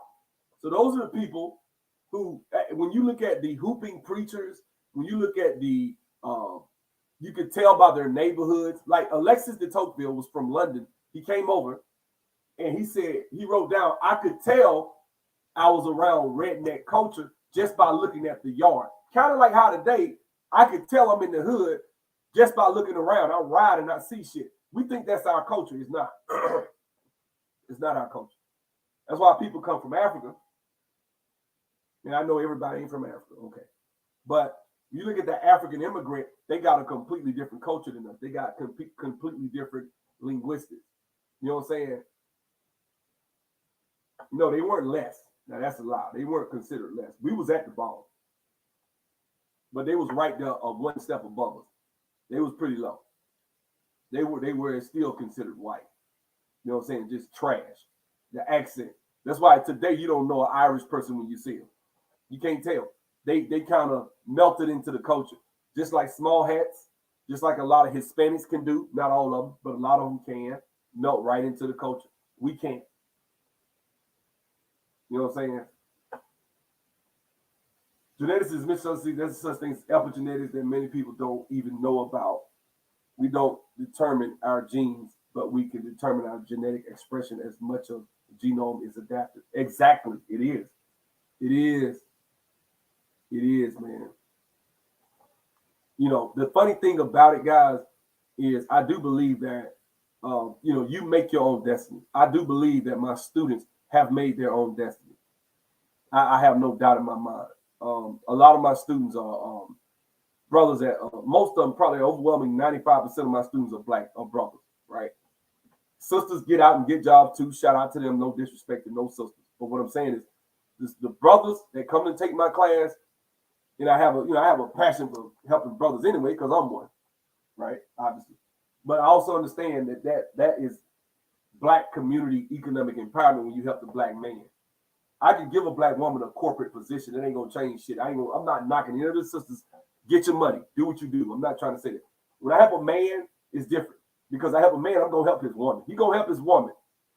If he worth his salt, he gonna help his woman. Especially when you're making $100 and some $1,000 a year. It's different. It's a completely difference when you're dealing with a woman and you make over $100 and something a year. It's just different. I ain't gonna say it's easier. Actually, I will say it. Fuck it. All things equal, yes, it helps. If I take one brother and he a decent looking brother, muscular, 6 feet, 6'2", he can get women, and then I get that brother money, oh, it's different. Trust me. Same brother. I said all things equal, right? Now, if you ugly, you can't get no woman. You get money, you can trick off. You might get one to milk your ass, but you and her both know she don't give a damn about you. That's different. You know what I'm saying? But I ain't for that. I ain't for that. We ain't about that over here at Sub 3 at my channel, right? You know, yeah, the class is September. My brother's gonna be teaching Oracle Financials in September. So, and I'm gonna share that before I leave. I'm gonna talk about that in a second. It's crazy that Tariq, he's a suspected white supremacist guy and sanitizes a lot of criminals, is a multimillionaire. But I'm a day one Hidden Colors supporter, donated to the museum. Wow. You did? Good. Okay. Go right ahead. You know what I'm saying? Yeah, ghetto is a small hat term. It's not a black term. Hell no, I ain't donating. Nope. Man, there's somebody for everybody. It is. True, money makes everyone more stress-free, and long as you don't go run and get a whole bunch of bills. It does. It does. Let's see. All right. So let me say this, man. My brother has finally stopped running for office, and he got elected once or twice, and so he had his little adventure. And I kept telling him, like, man, you need to come help me with this school, because I know you know what I'm saying, he runs circles around me as far as this tech shit. Real talk. My brother a beast. So anyway, and like I said, guys, if you reached out to me on my website, I'm gonna put the link back in here again. I think that's it. Let me see. Yeah, that's the link. That's the link right there. Right. If you are reaching out to me about a video, and I didn't call you yesterday, you'll get a call today. I called a couple of people yesterday. I'm gonna call some more today because I had some people that were behind. I wasn't able to get to. Trying to catch up because I wasn't getting the alerts from the people that were signing up. I don't know why. It just wasn't giving them to me. Okay, you donate to it, cool. That's you, bro. I ain't got anything to say. I wouldn't give that dude a dime. I wouldn't give Tariq a dime of my damn money. I just wouldn't. Not because and for one, it's a few reasons, but I just wouldn't give that brother none of my damn money. I just would not like that. I mean, you just raised $500,000 for a documentary that you just shot the same documentary for what was it, $20,000? And yeah, you did a little bit better quality, but shit, I mean, $500,000. And then, I just, it is what it is, man. The same thing you say about these preachers is the same thing I can say about a lot of these hotel guys, man. I mean, shit. A lot of people donate to shit that I'm just like, why would you donate your damn money to that? Like, if I see that, where I see some unscrupulous behavior, then I'm not giving you my damn money. That's just the bottom line. You're not a man of character. if you out here lying, talking about you celibate and you fucking strippers and I'm like, well, damn, man, and you talking about you want to open up a school, and I'm like, well, shit, you gonna teach my son to be up here trying to fuck everything that moves? Because you gonna be trying to fuck half the school teachers. You know what I'm saying? So that's just me. Like, that's the way I look at shit. You know what I'm saying? But it is what it is. Everybody, everybody do what they want to do. You know what I'm saying? I ain't got anything to say about that.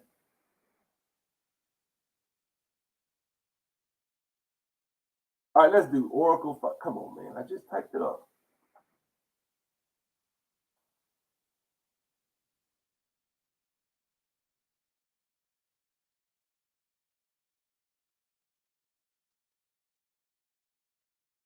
Let's type it up. Sorry.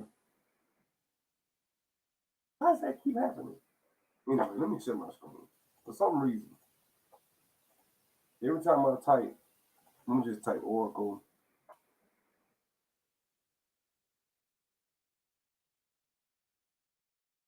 And then consulting. Just do that. All right. So you got different types of Oracle consultants. This is more one of the types you'll be able to do if this ever load. I don't know why it takes so long.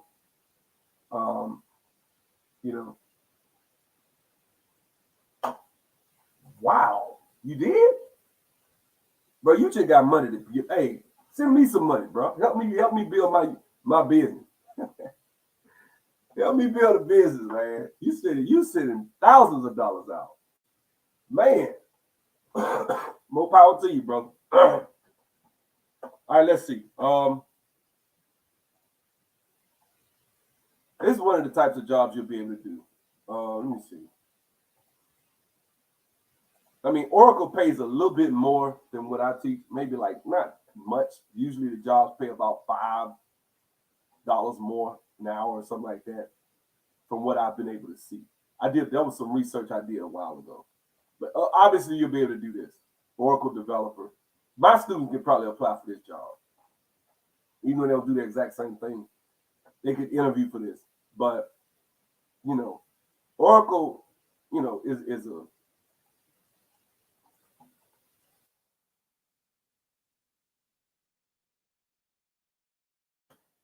Oracle's a beast, man.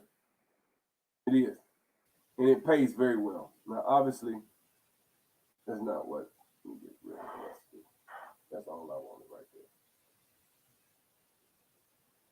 So here you go. Financial specialist.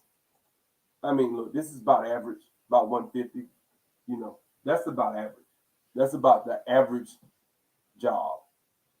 About $75 an hour, $70, $75 an hour. That's average. I've been doing this for 10 years. It took me about 6, 7 years to get up that high so I can make that kind of money. You know what I'm saying? Usually, some people can make this kind of money. Some of my students have jumped up pretty damn close to this in like their first, second job. It happened. You know what I'm saying?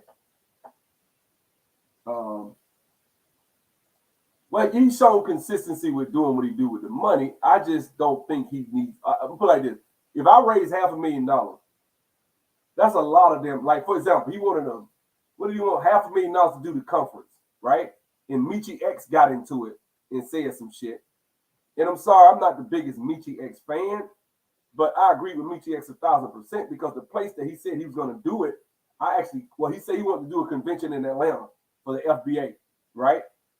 I called a convention center in Atlanta, told them I was going to do a convention, told them it was going to be 2 days.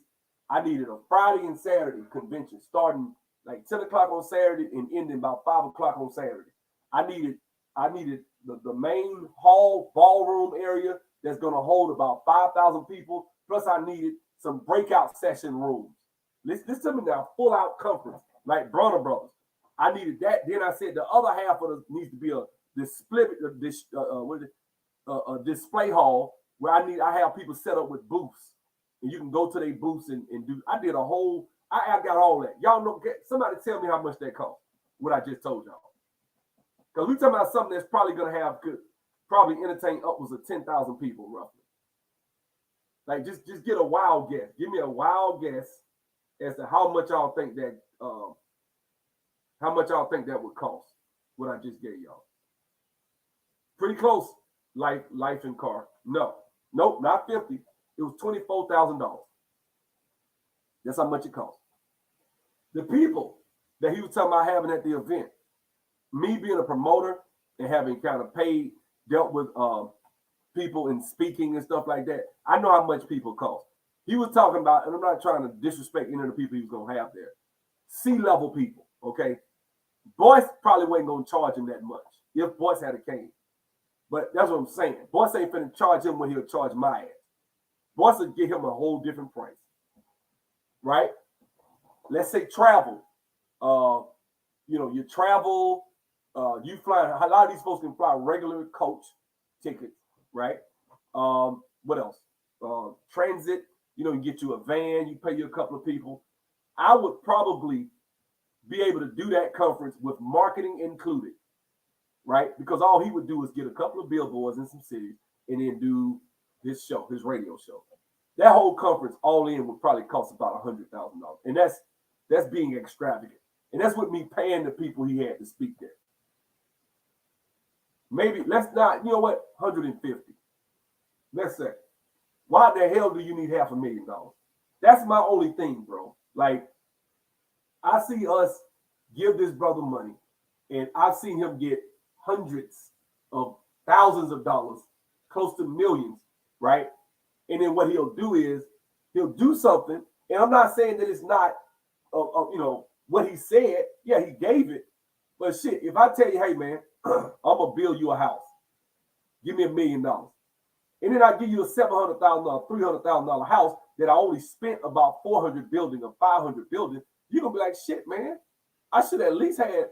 Or if you get $1 million house, you're like, well, you ain't appraised for $1 million, but shit, I gave you $1 million. Damn, can't you? You spent everything? Yeah, and you ain't have no equity left over. No, he put about $300,000-$400,000 in his pocket, which is what contractors do, right? That's how they do. And so I have no problem. Okay, no, I was saying pay the speakers. I said pay the speakers. Because if I pay the speakers, that's why I said, let's say he gets some people and they charge him full price. Boyce Watkins, all right. Dr. Claude Anderson, 10. Boyce, 10. The rest of them ain't probably getting that much. And Dr. Claude Anderson wouldn't charge him what he'll charge me. He just wouldn't. I already know that because I've been in this game. I've been a promoter. You call him straight out cold turkey, he'll charge you that kind of money. But if you just talking about, and I'm not even mad at Dr. Claude for doing it. I mean, that's what he want to charge. That's cool. Well, I'm not mad. I'm not talking about nobody's price, but I'm just telling you. The other people, 3,000, 4,000, 5,000.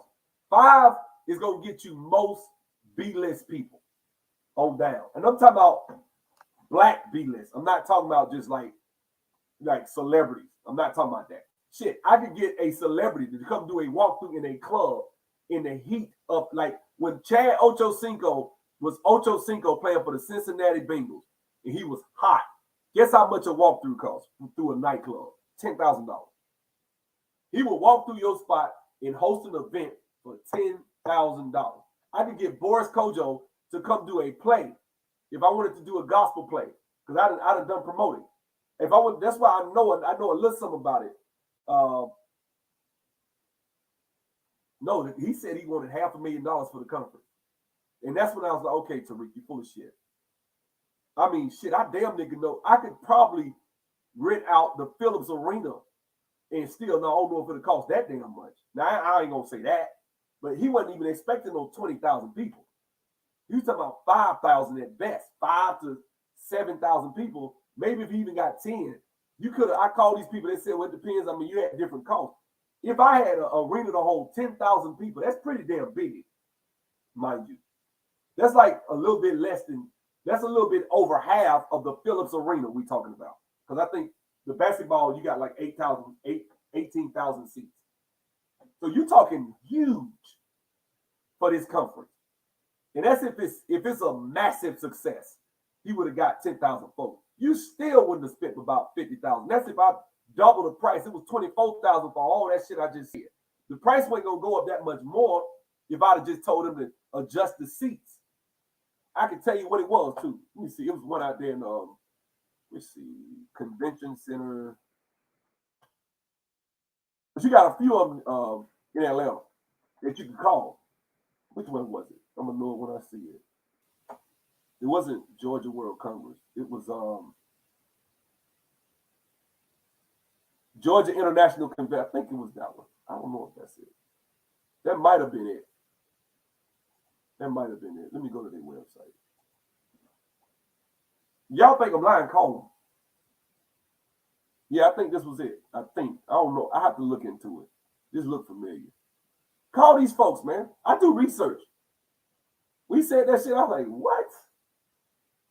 I'm like, damn. I promoted concerts, bro. Let me tell y'all something.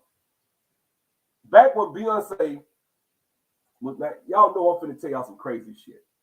Beyonce, you look, well, I don't know. It's been years. But I know when I was trying to bring her, one time I looked, I had a couple of dudes I was going to partner with. They weren't $500,000. I couldn't afford her ass. That's the type of money you're talking about for a Beyonce. Now, let me tell you something.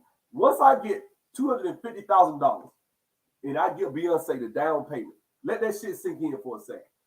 And I'm up to charge this shit out your ass. I got Beyonce, right? And let's say I got an arena with 20,000 seats. The bitch gonna sell out. It's Beyonce, right? I'm pushing that bitch out 90 days. I'm reading billboards. I ain't got to advertise too hard. It's Beyonce, right? Word of mouth. I'm gonna do internet, and I'm gonna do I'm gonna do Facebook, Instagram, and I'm gonna do anything within a 300-mile radius of the zip code where she gonna be. That's where I'm gonna market. Because people drive 6 hours. You know how fast you gonna sell that bitch out? You could do that. I ain't want to take the risk. I just didn't. I was like, shit. But you get what I'm saying? You give her 50% of the money down. I hate to take this into this, but you give her half the money down, and then you have to pay for the writer, the sound. The writer is all the other shit. She gonna be like, okay, I want this in the dressing room. I want this type of alcohol. I want this. This is the sound. I need the sound to be like this. I need this level of equipment. This is what we need for our sound. They tell you that shit when you book an artist, right? So you have to book somebody to bring all that shit in, lighting, all that shit, right? But you can get that done cheap. Now, Beyonce, you probably gonna spend a little bit more money because I'm sure her shit probably ain't cheap. You probably gonna spend $40,000, $50,000 just doing this shit, just getting her sound and lights like she wanted. Because it's Beyonce. And she wants a big ass, huge stadium, right? She wants the shit crazy, right? And she will get it. But I'm gonna tell you something. What you think them tickets gonna cost? If I got 20,000 seats and it's Beyonce, I'm hitting your ass. Listen. Day one. If it's 90 days out, day one, the ticket $100. Day one. Fuck around and wait till 30 days out. Bitch, the ticket is $200. Wait till the day of $500. And you selling out. You are selling out. All the front row shit gone.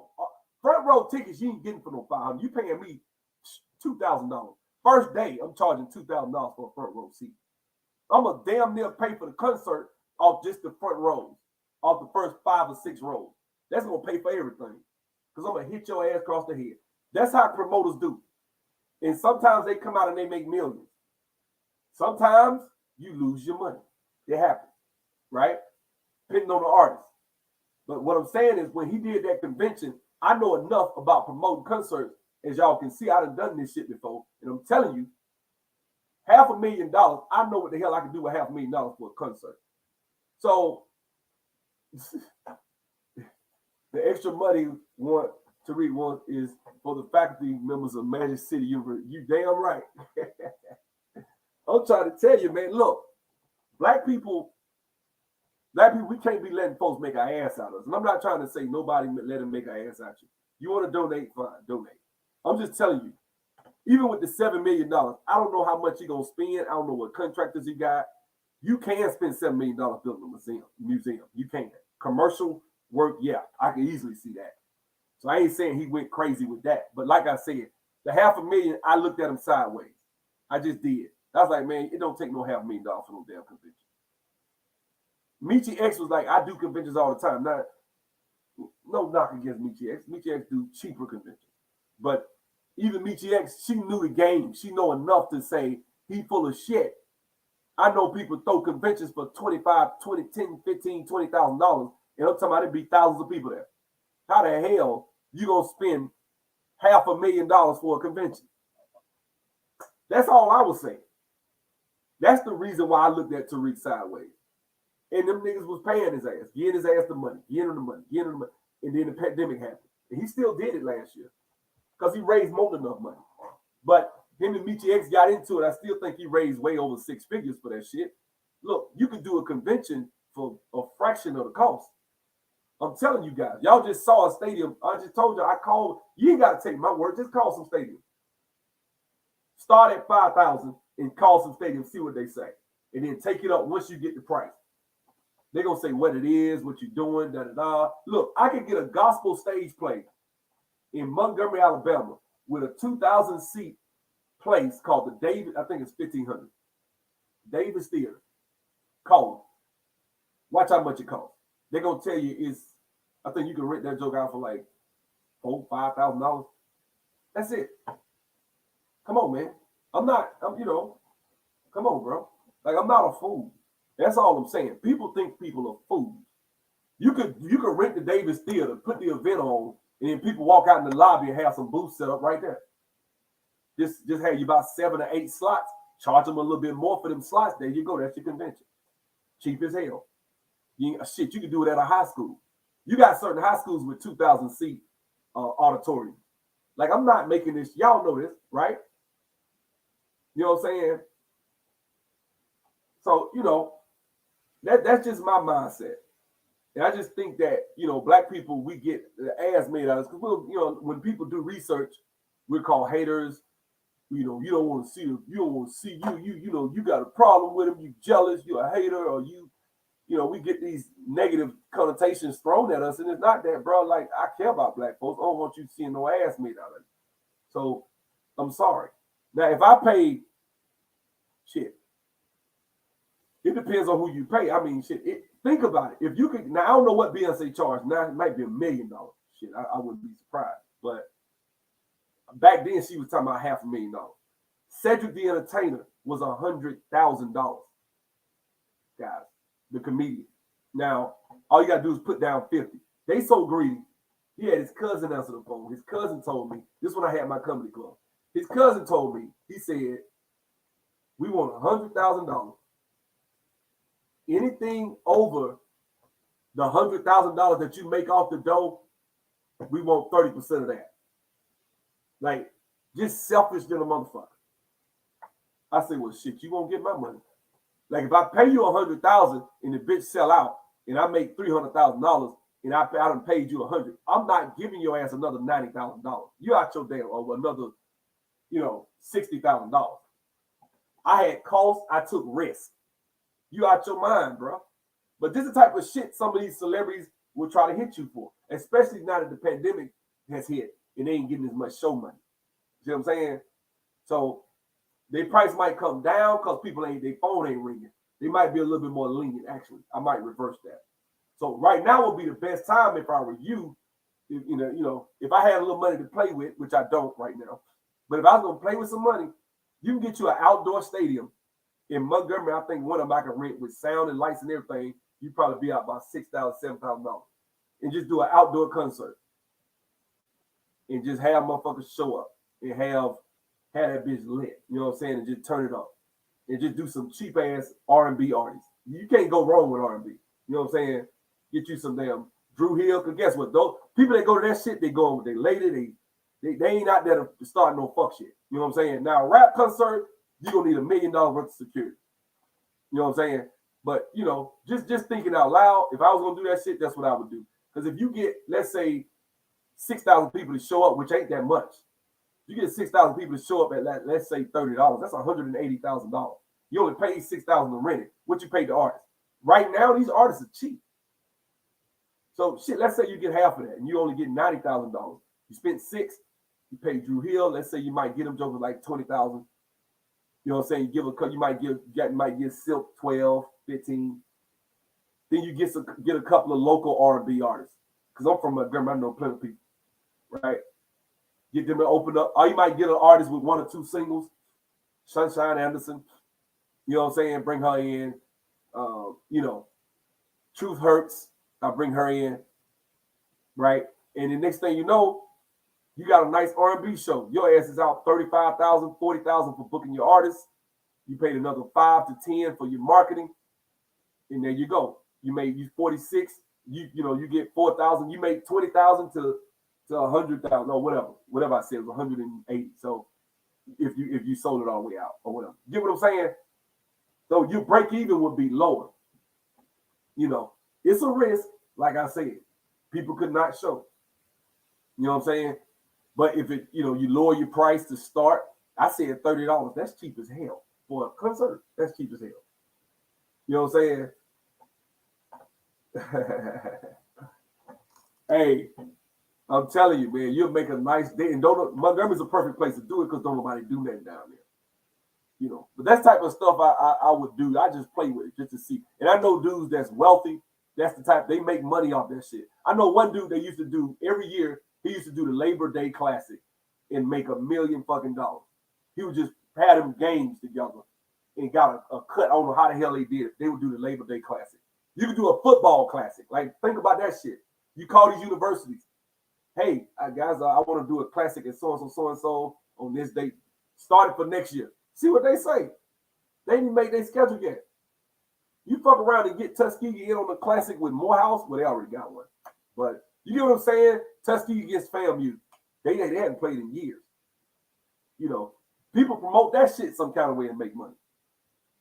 You know what I'm saying? And the artists that come in and perform at halftime. You're going to get just the alumni alone from FAMU and Tuskegee. Shit, that bitch going to be blown. Put it right here in Atlanta. Shit like that. You know, people that went to HBCUs to go to that game just for the hell of it. But little stuff like that, you know, because I love the energy of the HBCU. It's just, I love it. Like, I love it. You're going to always know somebody that went to an HBCU because they going to talk about that shit. They love it. It's just different. You know what I'm saying? But, you know, like I said, guys, I just don't like us getting fucked over. We was getting fucked over for $500,000 for a damn concert. You just saw. I mean, for a convention. For a damn day and a half convention. That's no. I could probably do Woman Down Loose for shit. And I don't know. I mean, I have to really think about it. I know TD Jakes was making a killing off them damn convention. He did Manpower. Now, I don't know how much it costs to rent out the BJCC, Birmingham Jefferson Civic Center. I don't know. He had like 17,000 men show up. This was back in like 98. I was there, right? But you walked in there for free. All you had to do was just show up. So I don't know how he made money like that. You know what I'm saying? That's just me. But he sold a lot of DVDs and stuff like that. Testimonies, he sold tapes. And he had a line around the corner for that. I think he probably made his money back. I don't know. And maybe he lost money. I don't know. But anyway, you know, like I said, guys, I want y'all to really, you know, hit me up if y'all interested in taking the class. Let me finish up this little piece here. Give me a call back. They didn't give me a call back. But you got some valuable experience by going through the process, and like my boy Jerry Copeland, he says, getting your head beat into the white meat. You right. Know? Exactly. You know, where you grow from that. Okay. So aside from that, is there anything that you kind of want to message you want to, you know, I guess put out there to anybody that might be listening to this of things that they really probably need to be on point about regarding things that they could potentially, you know, for sure be asked on their interview that from your experiences in interviewing? The question that they asked me, the question that I got out of my interviews is the main question I got was the joins. Okay. Make sure you know what your joins are, and make sure that you know if you know they're gonna ask you what's a day like at your job, you know, and just give them the rundown. Sub has given us he has already given us the answer to that. So just record that or listen to yourself say your story, or listen to yourself give a daily what you do throughout the day. All these are things that I equip my students with, you know. But let me go. I gotta go ahead and log into my computer for the day. I ain't did nothing yet, but I'm gonna log in. I got a few tasks I need to accomplish before I stand up. Y'all have a good day. God bless y'all. I enjoyed it. Leo, hit me up when you get a chance. I see y'all.